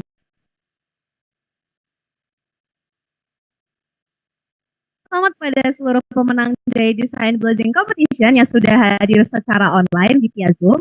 Selanjutnya nih, Tian, masih ada 3 perlombaan lagi yang kebetulan para finalisnya juga sudah hadir bersama-sama dengan kita sejak pagi tadi hingga sore ini. Betul banget Nana, dan mungkin momen ini adalah momen yang ditunggu nih oleh para finalis dari betul banget dari video kompetisi kali ini. Kira-kira selanjutnya kita mau memimpin yang mana nih Nana? Kita tanya aja kepada para finalis. Boleh. Ada Andy, masih ada Kim, masih ada Kitab. Mau yang mana dulu nih? Dulu kali ya. Ya, mungkin boleh deh kita ambil dulu deh. Yang Sipa kemana nih para finalis Sipa? Para finalis. Ada yang terakhir yaitu finalis. Wah, kalau lihat-lihat ada 1.799 yang buat National Bed Competition dulu, bener gak dia? Banget Nana, banyak banget ya yang request buat pengumuman National Bed Competition nih. Langsung aja, gak perlu berlama-lama lagi. Buat para finalis di National Bed Competition sudah siap untuk dipanggil maju ke depan. Siap? Oke, langsung saja nih Tian. Untuk juara 3 National Bed Competition Sipil Competition 2022 dimenangkan oleh tim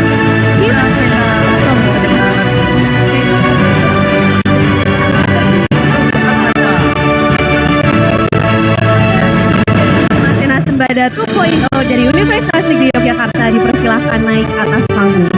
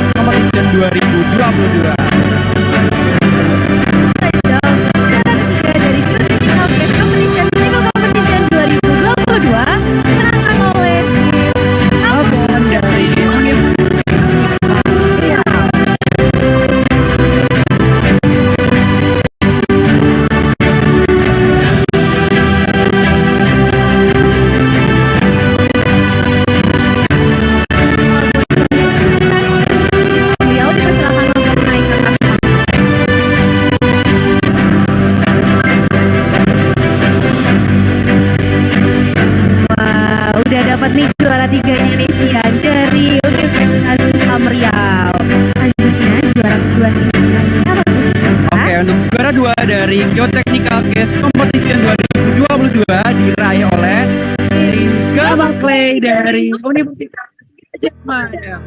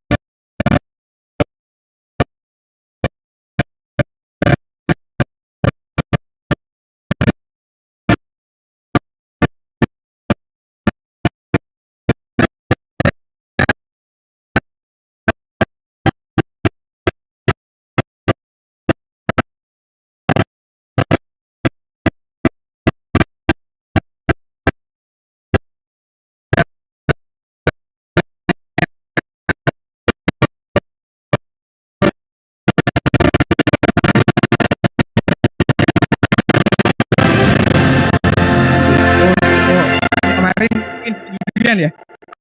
Durian agak kebantai sedikit. Desainnya yang keren banget. Jadi membuat kami jawaban yang pertanyaannya tuh terus pertanyaan ini